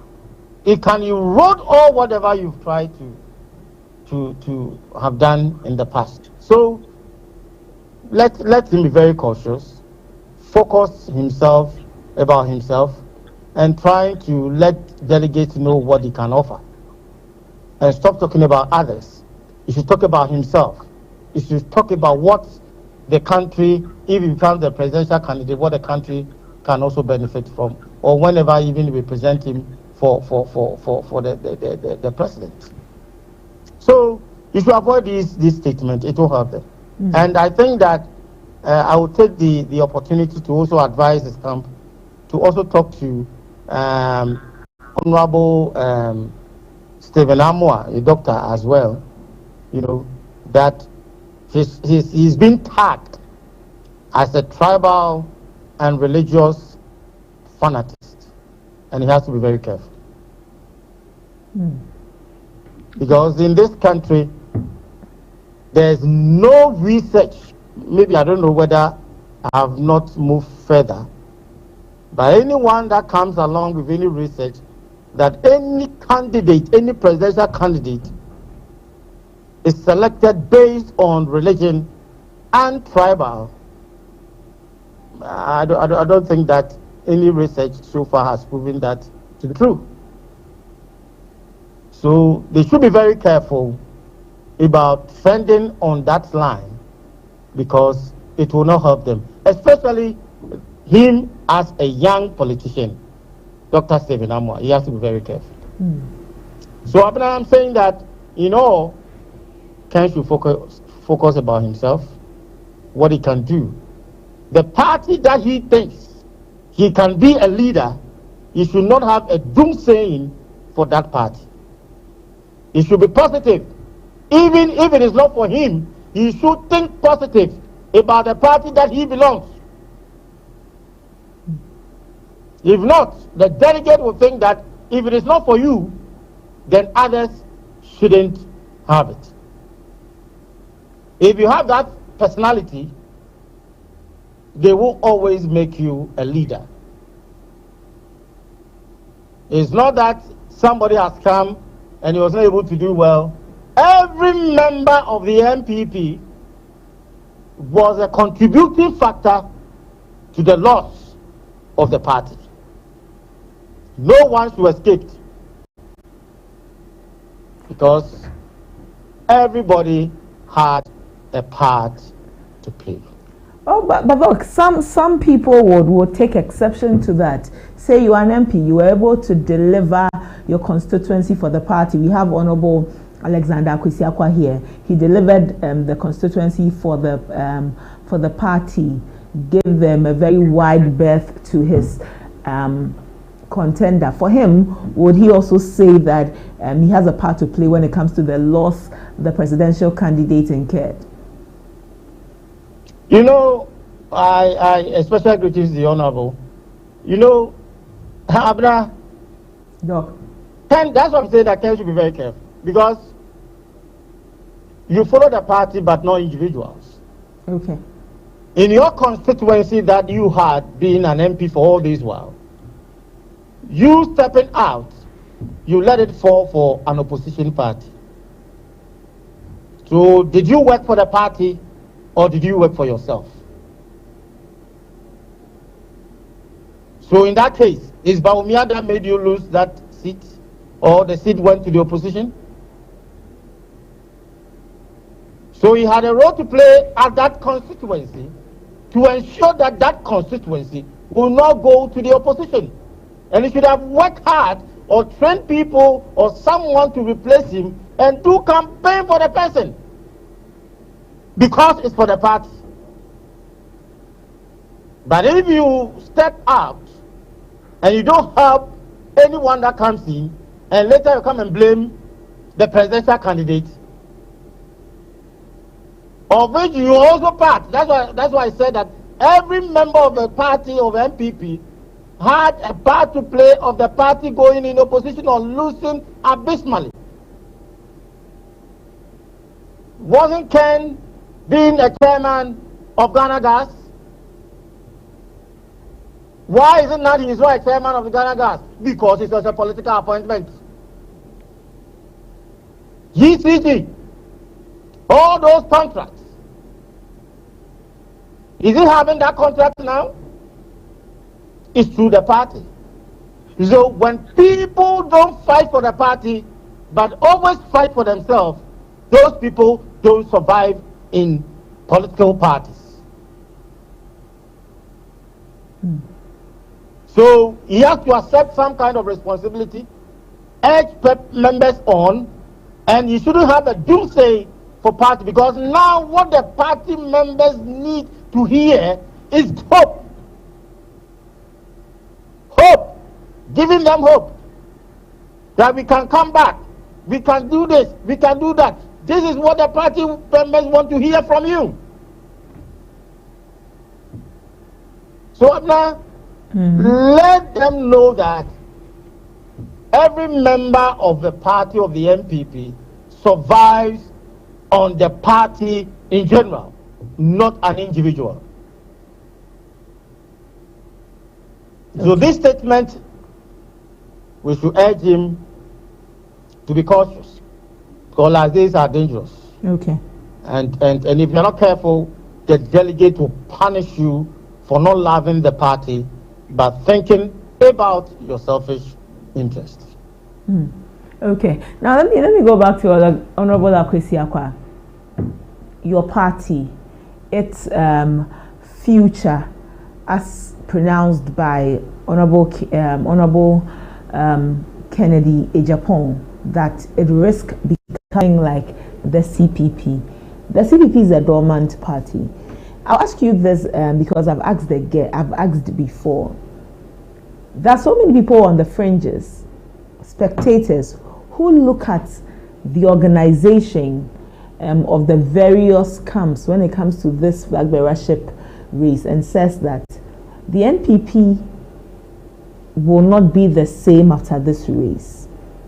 And by not being the same, they mean it adversely. And so when one candidate also comes and echoes what some of these sentiments are like, isn't this something that should inspire some sort of fear and sitting up from within?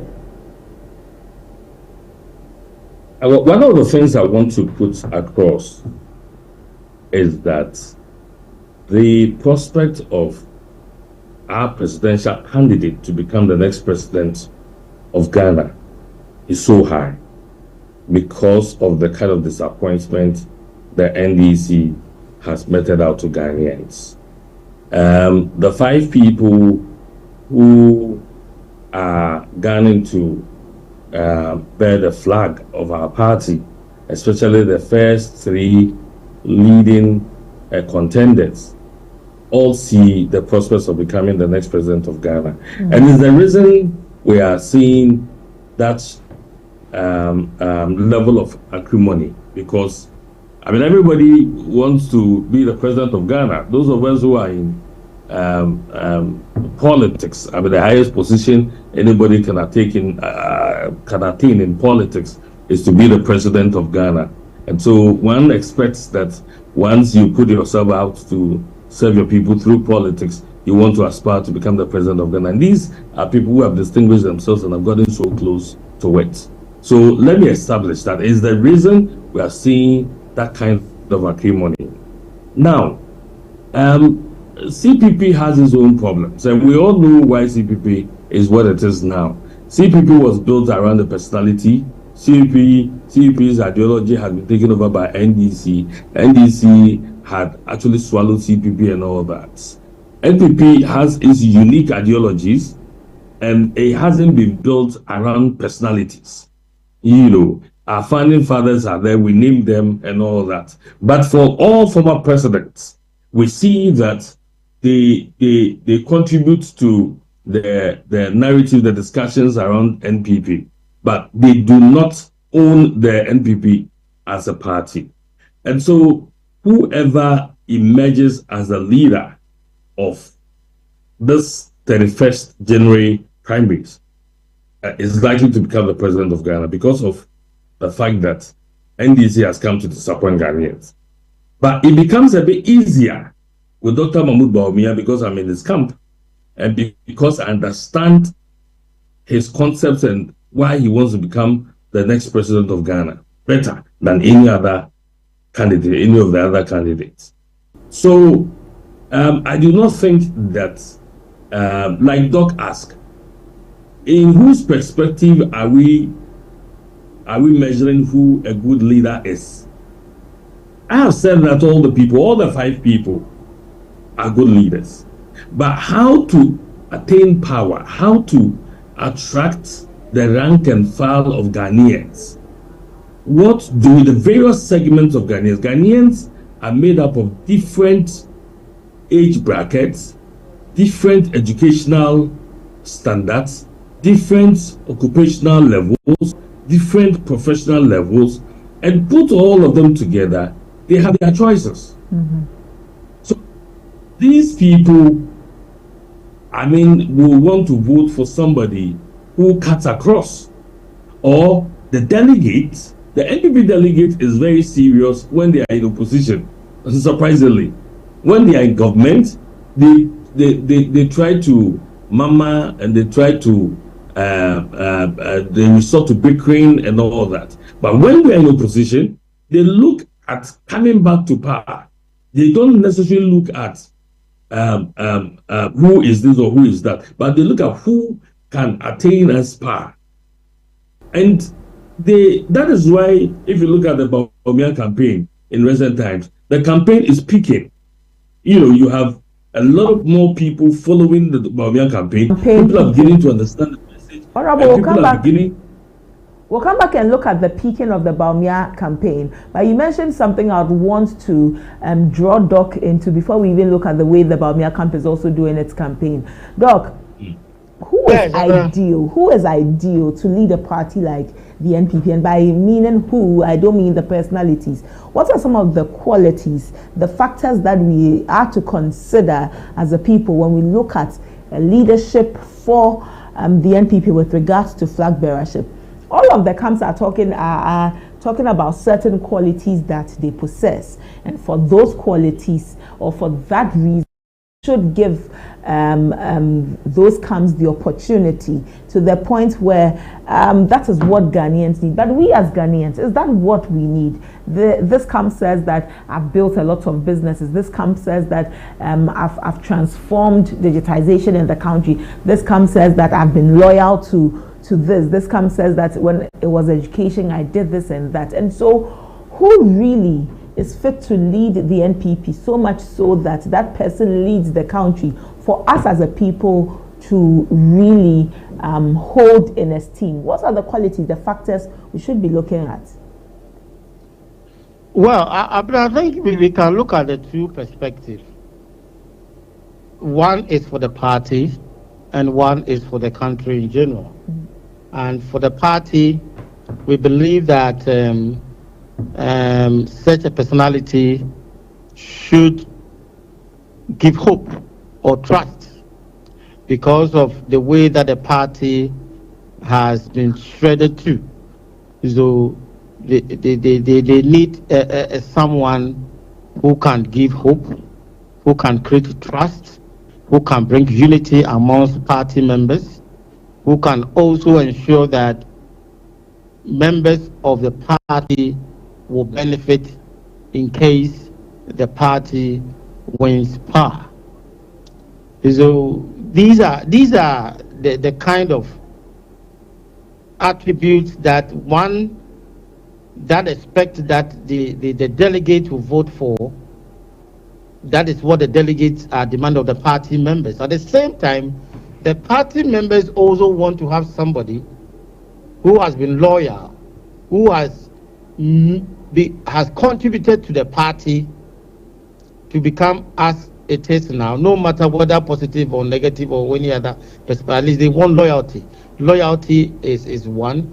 At the same time, they also want to get somebody that when they elect, it will not be difficult for such a person to be marketed for Ghanaians. And for Ghanaians as such in general, all what we talk about is someone who can come and solve most of our challenges for us. Like we talk about employment, we talk about structural systems, we talk about jobs, we talk about businesses, we talk about governance. These are all issues that person that people want to vote for. That is the general perspective for Ghanaians. But currently, as we are looking at, the party needs someone who can give hope, someone who can bring them together, and that is what they expect. And someone who is visionary, or someone who can tout the party positives. No matter what the party had those challenges, somebody who can easily articulate the party contribution to the country governance system. And I think that is what party members are expecting.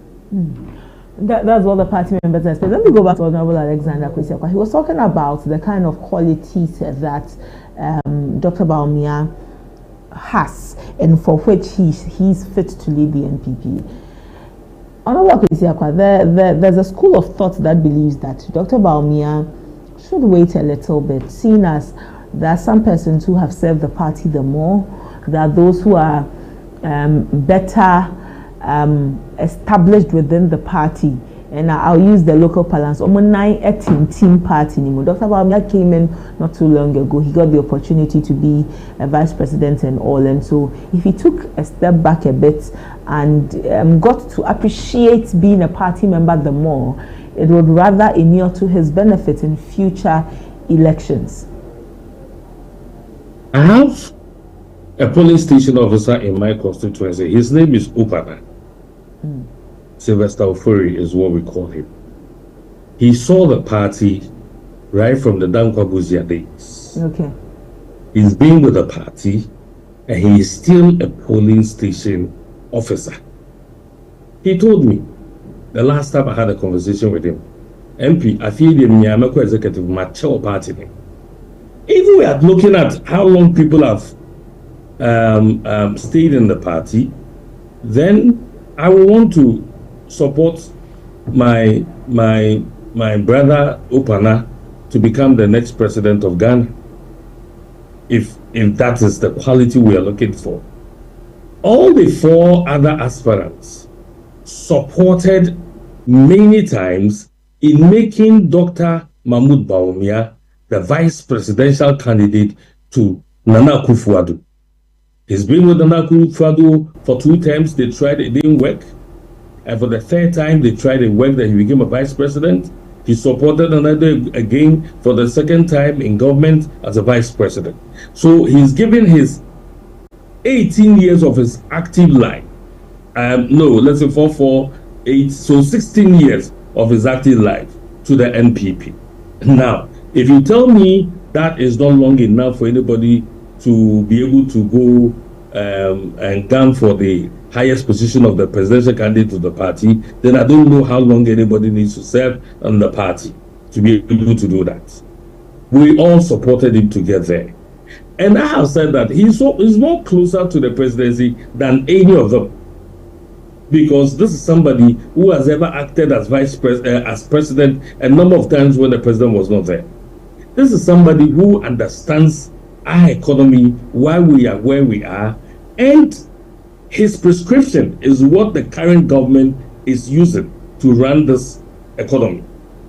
You understand? So for somebody who prescribed what it takes to run the economy this way, could go further and add on so that we move away from this galaxy economy, because that was meant to be a short-term measure that was supposed to revolutionize the economy into something differently. But you see, beyond that, he has distinguished himself as a real statesman, and he has prepared himself. This is somebody who is tried and tested. And for the average Ghanaian, they vote on these lines. And people think that he contested with Mahama, he graciously accepted defeat, which people tried to use against him, but he did that to save the country from mayhem. And so he's won the admiration of a lot of Ghanaians. He appeals to the middle class because they understand him. The grassroots also understand him, because normally the grassroots of a party will want to rely on a bragging right. Yes, we are in power. And the person to give them the power is Dr. Mahmoud Bawumia. Now, what people are using against him, that he is too calm, he is not too abrasive and all that. This is the person we need as a president. This is the kind of qualities we need of a president. So, if you look at the tradition of NPP, there is no way anywhere somebody has come once and has won.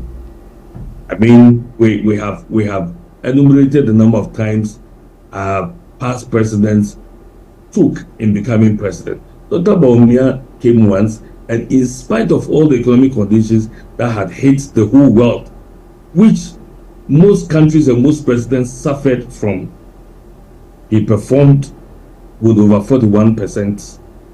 And that is why we say Akana Ipe, because we know that the people who did not come to vote, where are people? Where are our people? We could not reach them enough. And so, from what Doc said, every member of the MPP should be able to take the blame of why we couldn't win power. I came to Parliament the first time with over 25,000 votes, and I became the highest in percentage votes in Eastern Region. Those vote margins dropped to about 19,000. Where were the 6,000 people who voted for me? You understand? We couldn't reach out to them. Now, I have done my own survey, I've spoken to most of them, and they are telling me stories that I didn't know. Things that got them not to come and vote, I didn't know. But I have reached out to them, and I know them now, and we are correcting them. If every other candidate, if every other MP is doing the same, we are going to bring back our people.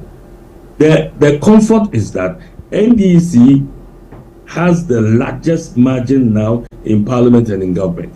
But they did not increase their vote from 2020. So what it means is that the average Ghanaian is getting discouraged with our electoral system. And it's the reason why, if all these people, most of the people who didn't come to vote were NPP, then we need to put ourselves together and bring them on board. And these are people who say, well, they visited the sins of the past government on Dr. Mahmoud Bawumia. He hasn't taken himself away from that government, but we know that he was not directly in charge.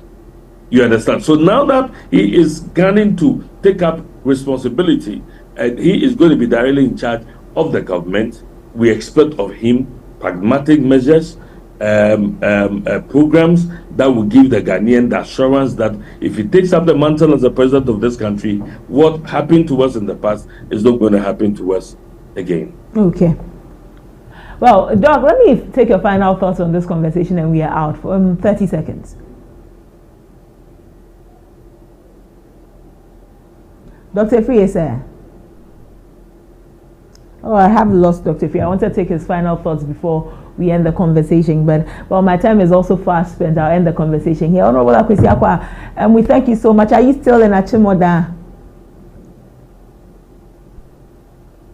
Okay, then we send our regards to the good people of Achimda. We look forward to interacting with them the more. Maybe one day we'll bring ABC in the morning to them. Well, we had joining us earlier Dr. Samuel Lefree, a senior lecturer and political scientist at the Kumasi Technical University, and Alexander Akwesi Akwa, the MP for Achimda. They joined us this morning on our conversation on Ken Ofori-Atta and also the NPP. After this very short break, I'll open the phone lines. You can call me on 053-916-1609, 053-916-1609, and share your thoughts on this Ken Ofori-Atta situation. He's been detained in the U.S. by immigration. The embassy reached out. He says that he won't be engaging any of the embassy consular services until or unless his lawyers are available. With all that is happening with him, you can weigh in on the conversation right after this break. Stay with me.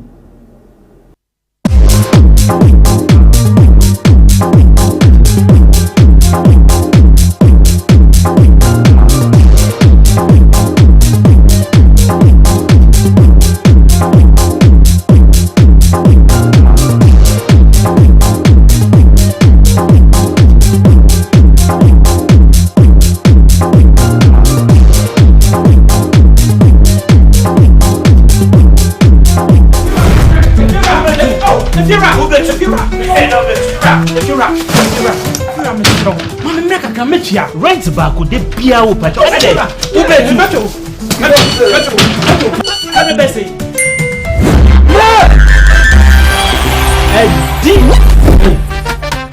Come on, let me see what. Where this guy? My friend, see before. It's the Telesur Too Much Money promo. Win cash daily, weekly, and a grand prize of 1.2 million Ghana cedis. Just reload or buy a bundle with Telesur Cash to earn points and stand a chance to win big. Dial *500# or visit the Telesur Play app to opt in and start winning in the Telesur Too Much Money promo. Terms and conditions apply. This promo is regulated by the NLA on the Caritas Lottery platform. When is happening? If you're a baby, many scared no. If you know, meto etiaka. Inti ene, uno banu mpe baby amubeda. Oh, no abeka. You did too much money. No matter. Telecel, connecting energies.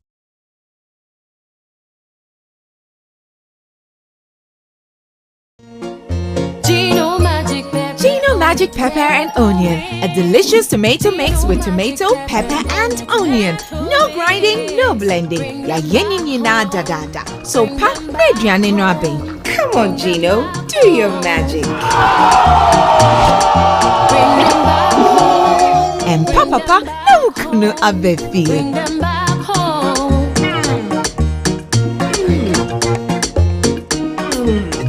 Tasty magic. And your daddy trying to kiss Gino Magic Pepper and Onion. The magic that brings them home. This advert is FDA approved.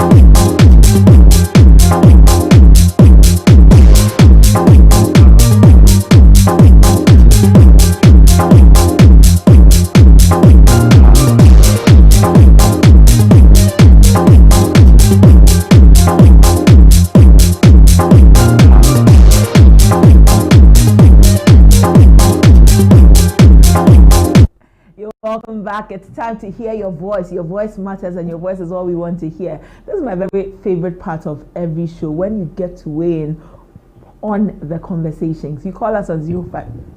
Beg your pardon for that. You call us on 053 916 1609. 053 916 1609. Hello, good morning. Hello, good morning. What's your name and where are you calling from, sir? My name is Ebenezer, calling from Community 16. Ebenezer, thank you so much for calling. I hope your weekend was great. I'll come again. I said thank you for calling. I hope you had a great weekend. Oh, your program is so nice, and I had a great week too. Weekend. We thank God. Yeah, I just want to contribute to your program. Please go ahead. Let's hear you. Very educative program this morning. Thank you. Yeah. On this Kenoforiata issue, and I think NDC are just being hypocritical, because I don't even want to spend much time on it. You came in power, and then about 9 NDC former executives were standing trial. You came to release all of them. And the typical example is Sadna Tamako, who was even jailed for 10 years for defrauding Ghana. And then you've not even commented on it. You are all over the place making noise. Who has not even been charged, are time to be collected. You are all over the place. Asking him to come down, to come down to come and do what? Kenoforiata has been charged for causing financial loss to the state. There are different counts on him, or counts associated with his conduct, and so he has. All right, madam. Charged.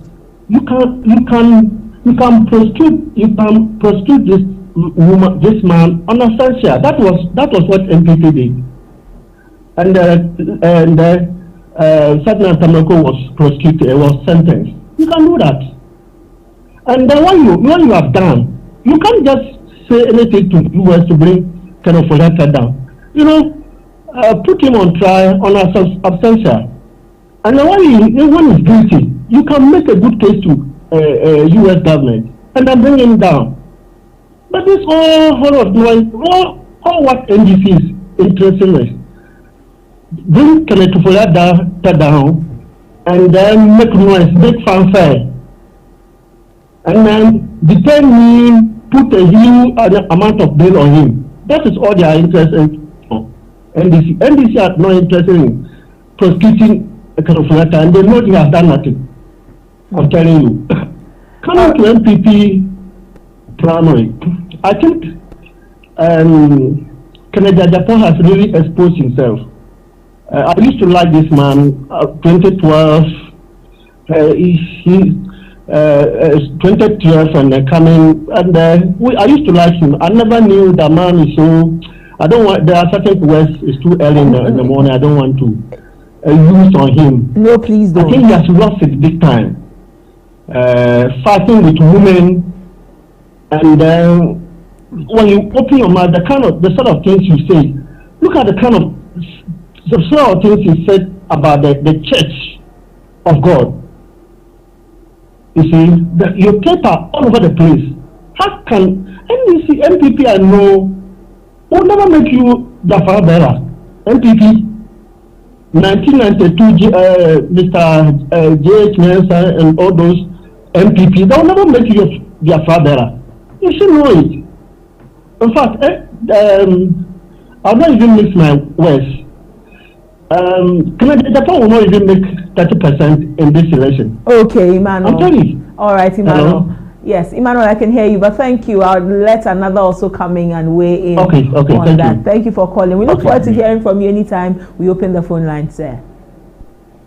Well, so that's Emmanuel from Tema. He has had a lot to say, both on Ken Ofori-Atta and NPP. He says Kennedy Japan will not make even up to 30%. Interesting. Well, all eyes on 31st of January. We'll see who makes what after the delegates have decided. But call me and share your thoughts. 053-916-1609. 053-916-1609. Call and share your thoughts with us on all of the conversations we are having. Ken Ofori-Atta detained by immigration in the USA, the NPP's flag bearership race. And maybe you can also weigh in on the SNIT issue. Our pensioners are complaining. They are demanding of SNIT living income. You can share your thoughts on that too. Let's hear what you have to say. Hello, good morning. Hello, good morning. What's your name and where are you calling from, sir? My name is Nana Kwesi. I'm calling from Accra. Nana Kwesi, thank you for calling. I hope your weekend was great.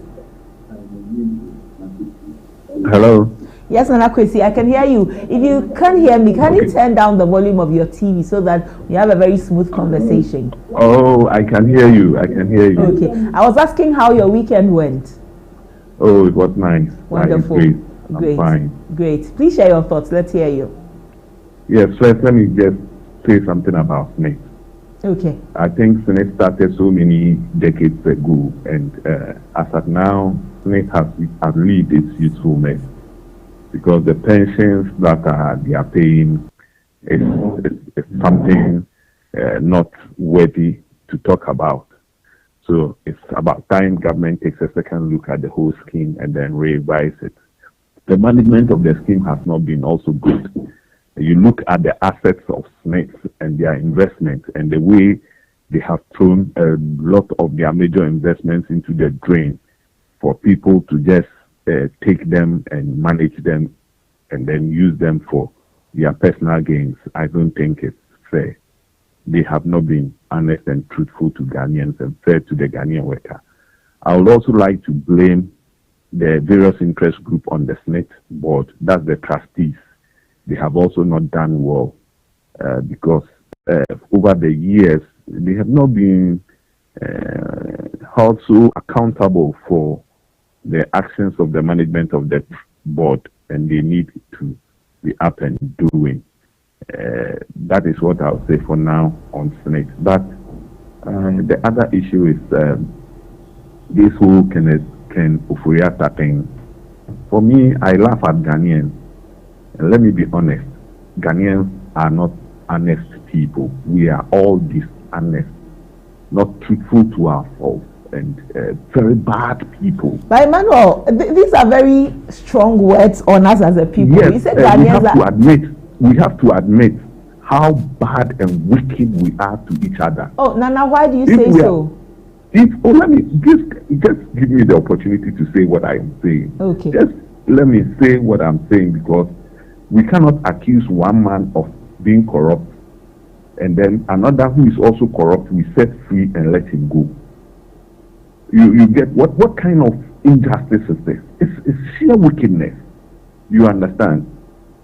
Because if there are two people who are going to do something wrong, and we have the opportunity to deal with the two, then let us deal with the two equally. We cannot set one free and let one go, and whose money is a stupid man's money. We all have the same resource that is dear to our heart. No money to the Ghanaian is from a foolish man. We have all worked for it. And like the president himself said, we are all Ghanaians. So if we are all Ghanaians, then it means that we have to be honest and sincere in what we do and whatever actions we take. And be fair and candid to one another. We can't just not be in a constitutional rule where we are discriminatory. We are very dishonest people. Let me say this. We are very dishonest people, Ghanaians. Why can we behave that way? When we cannot be truthful one bit to ourselves and our nation, until we change our ways, we will get nowhere. We all need to change for the betterment of this country. The country is for all of us, it's not for any one political party. Okay. So this is something that I want to say, that we are not honest and genuine-minded citizens. Okay. We don't love our country. No Ghanaian loves this country. Even you, Nana. You say? Even you?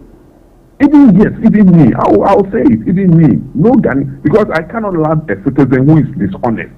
So he's also a citizen of this country, and I'm also a citizen of this country. So what am I saying? What I'm trying to say is that yes, I'm myself. If I cannot love a dishonest citizen and not love myself, let's see this. What a country! Okay, Nana. You chase somebody who has robbed this nation, and then another person robs this nation, and you go to court and you file nolli prosequa or prosequi or something. What kind of society are we living in? All right, Nana. Nana, thank you so much for sharing your thoughts. I look forward to having you share more thoughts with us anytime we open the phone lines. Thank you. 053-916-1609. 053-916-1609. Please call and share your thoughts with us. Hello, good morning. Good morning. How are you? I'm fine, thank you. I trust you're also well. Yeah, Mr. Demoye, the person the country, why? Yeah, the Nyamiase Mate. Your friend say now free here. Friend Mustafa me free anya market. Oh, Mustafa Medase. Kasani etio. Me nyabe, me oni bibi. Say oman we enya edia o. Oman Ghana enya edia.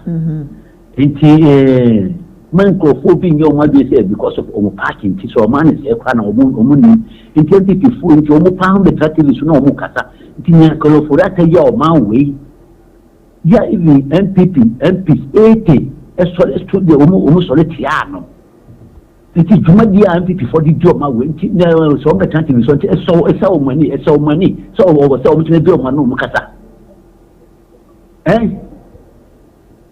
yes manu ọmọ náà yẹn yẹn di awo ẹni bá yẹn party di awo ọmọ náà yẹn di yẹn party di a nítorí tó bẹ tẹ ọmọ náà so àwọn sọ ọdún ọmọ náà first náà yẹn party first then before the time wọn ìwé so àwọn ọmọ dún ọmọ òhun náà party first náà wọn máa jẹ ọmọ náà tó pasaan náà wọn máa yọ ọmọ náà wọn máa tètè ọmọ náà nti ní ọmọ ènìyàn dùmẹ́dì ọmọ di ọ 8 good years nti ẹ̀sọ́ ọmọ ni ṣẹkẹrẹ fọláta ẹ̀ ṣètìkà kẹrẹ fọláta. Even Baumia or Mukana Semqua, they call PDS.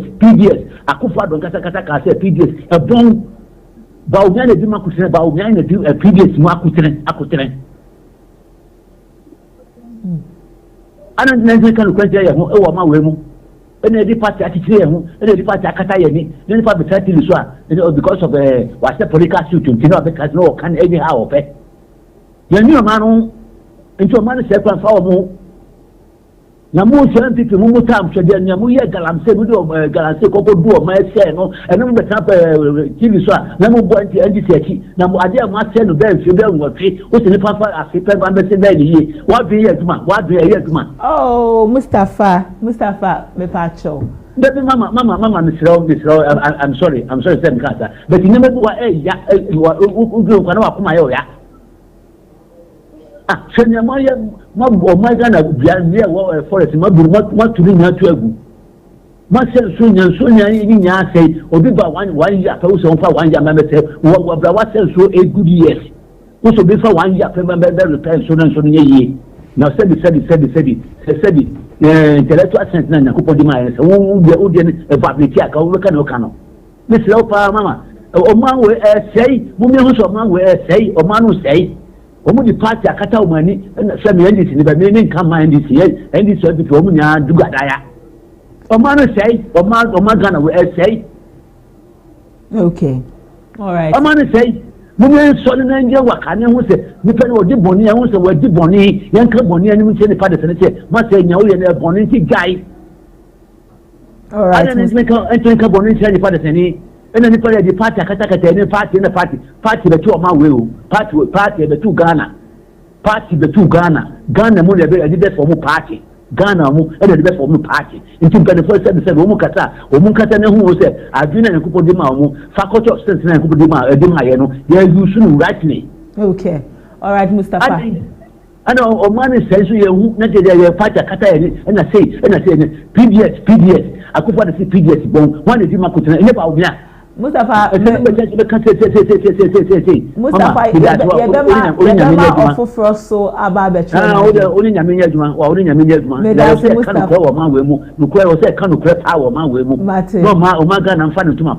All right, Mustafa Medase. I'm sure him send me some via phone lines, Nibia Maya, no afraid.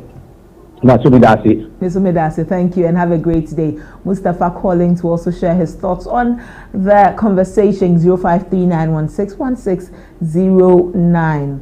0539161609. Mustafa says we should speak truth to power. Maybe we'll look forward to my producer here when he brings us ABC Speaks. Hello, good morning. Hello, good morning. Good morning. What's your name and where are you calling from, sir? No, I'm sorry from Takrady, please. Your name, please. Takrady, please. Yeah, I hear you're calling from Takrady, but I didn't catch your name. John, please. Okay. Thank you for calling. I hope you had a great weekend. Yeah, very well. Okay. Please weigh in on the conversation. Let's hear you. Oh, okay. I heard my brother making submission with regards to for the call that just ended.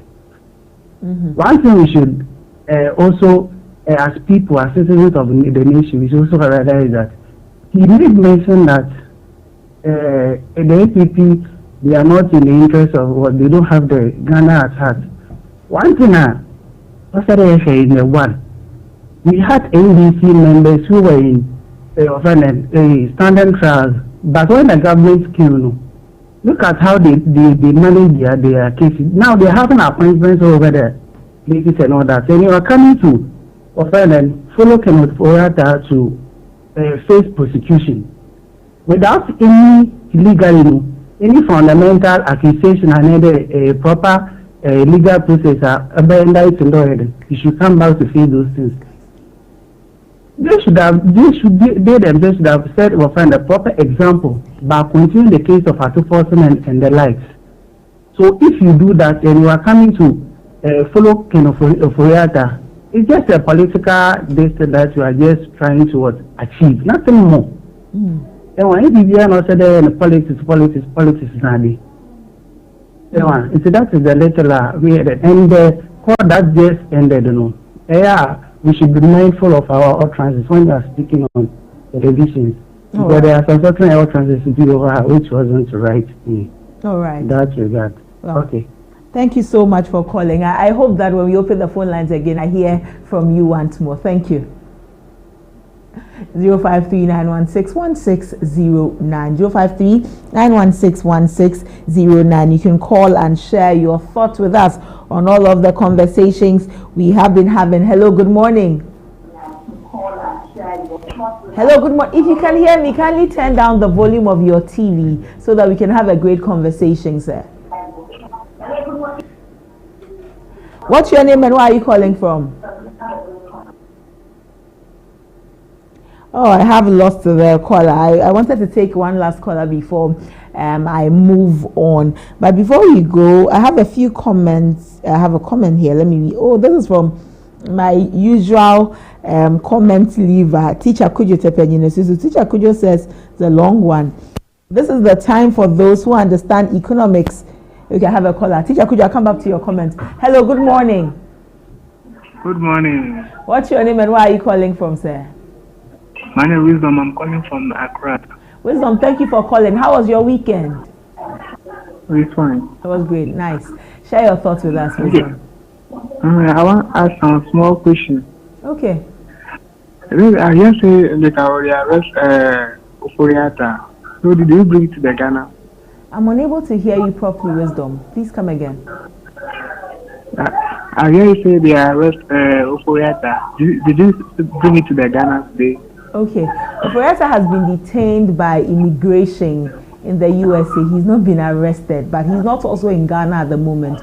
He's still in detention in the USA. The embassy, the Ghana embassy in America, has reached out to him, and he says that he would only engage the embassy when his lawyers are available. And so yes, Oforiata is detained by immigration in the USA. He's not been arrested and brought to Ghana. Okay. Is there anything more you'd want to add, Wisdom? No, thank you. This is my name is I'm calling from Fishing. Okay, thank you so much. Thank you for calling. Now let me read Teacher Kujo. Teacher Kujo Tepenyine Susu says, this is the time for those who understand economics to be bold and come out to give a fair assessment of President Mahama's first year in government. What is going on is so artificial because it's not creating any jobs. As our production has not increased for firms to expand, over-reliance on gold is also dangerous because of its vulnerability in world markets. And he sends greetings to Dr. Baumia, Chairman Odino Kweku Apia, Koka, and Honorable Eric Nanajiman Prempe, the MP for Hafano North. Teacher Kujo, thank you for sending in your comments as you always do. That's all for Ghana Speaks this morning. Before we go, you want to take pictures. You know, pictures are long lasting. They last for a very long time, and what best way than to have the best pictures, timeless pictures that go beyond the ages. And so for your timeless memories, you know where it starts. It starts from Heshbon Notion Studios. For your professional headshots, your kids shoots, wedding shoots, graduation, event photography, and global portrait, you should come to Accra's finest photography studio, the Heshbon Notion Studio. And how do you get in touch with them? Book your session with them now. Call them on 055-281-8215, 055-281-8215, or on 020-674-3322, 020-674-3322. Heshbon Notion Studio is where you come to for your timeless photos, for your very timeless photos. Get in touch with them and book yourself an appointment. After this break, we bring you the latest in the world of sports. Do stay.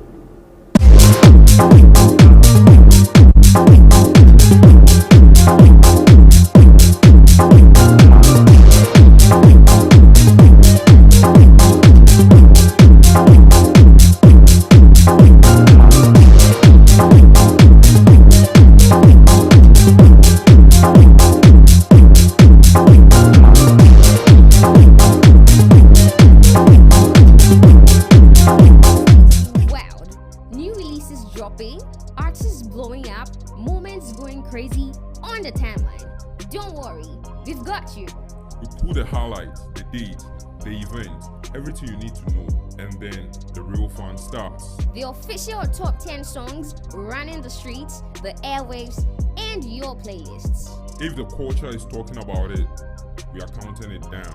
This is the rundown.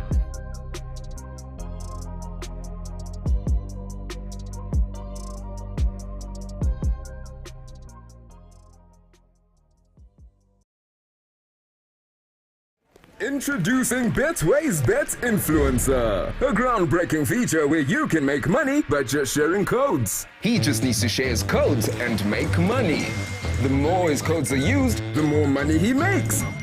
Oh, yes. So, what are you waiting for? Anyone can be a bet influencer. Share your codes and make money. Bet influencer. Another world first from Betway. This advert has been approved by the Gaming Commission of Ghana. Betway, get way more.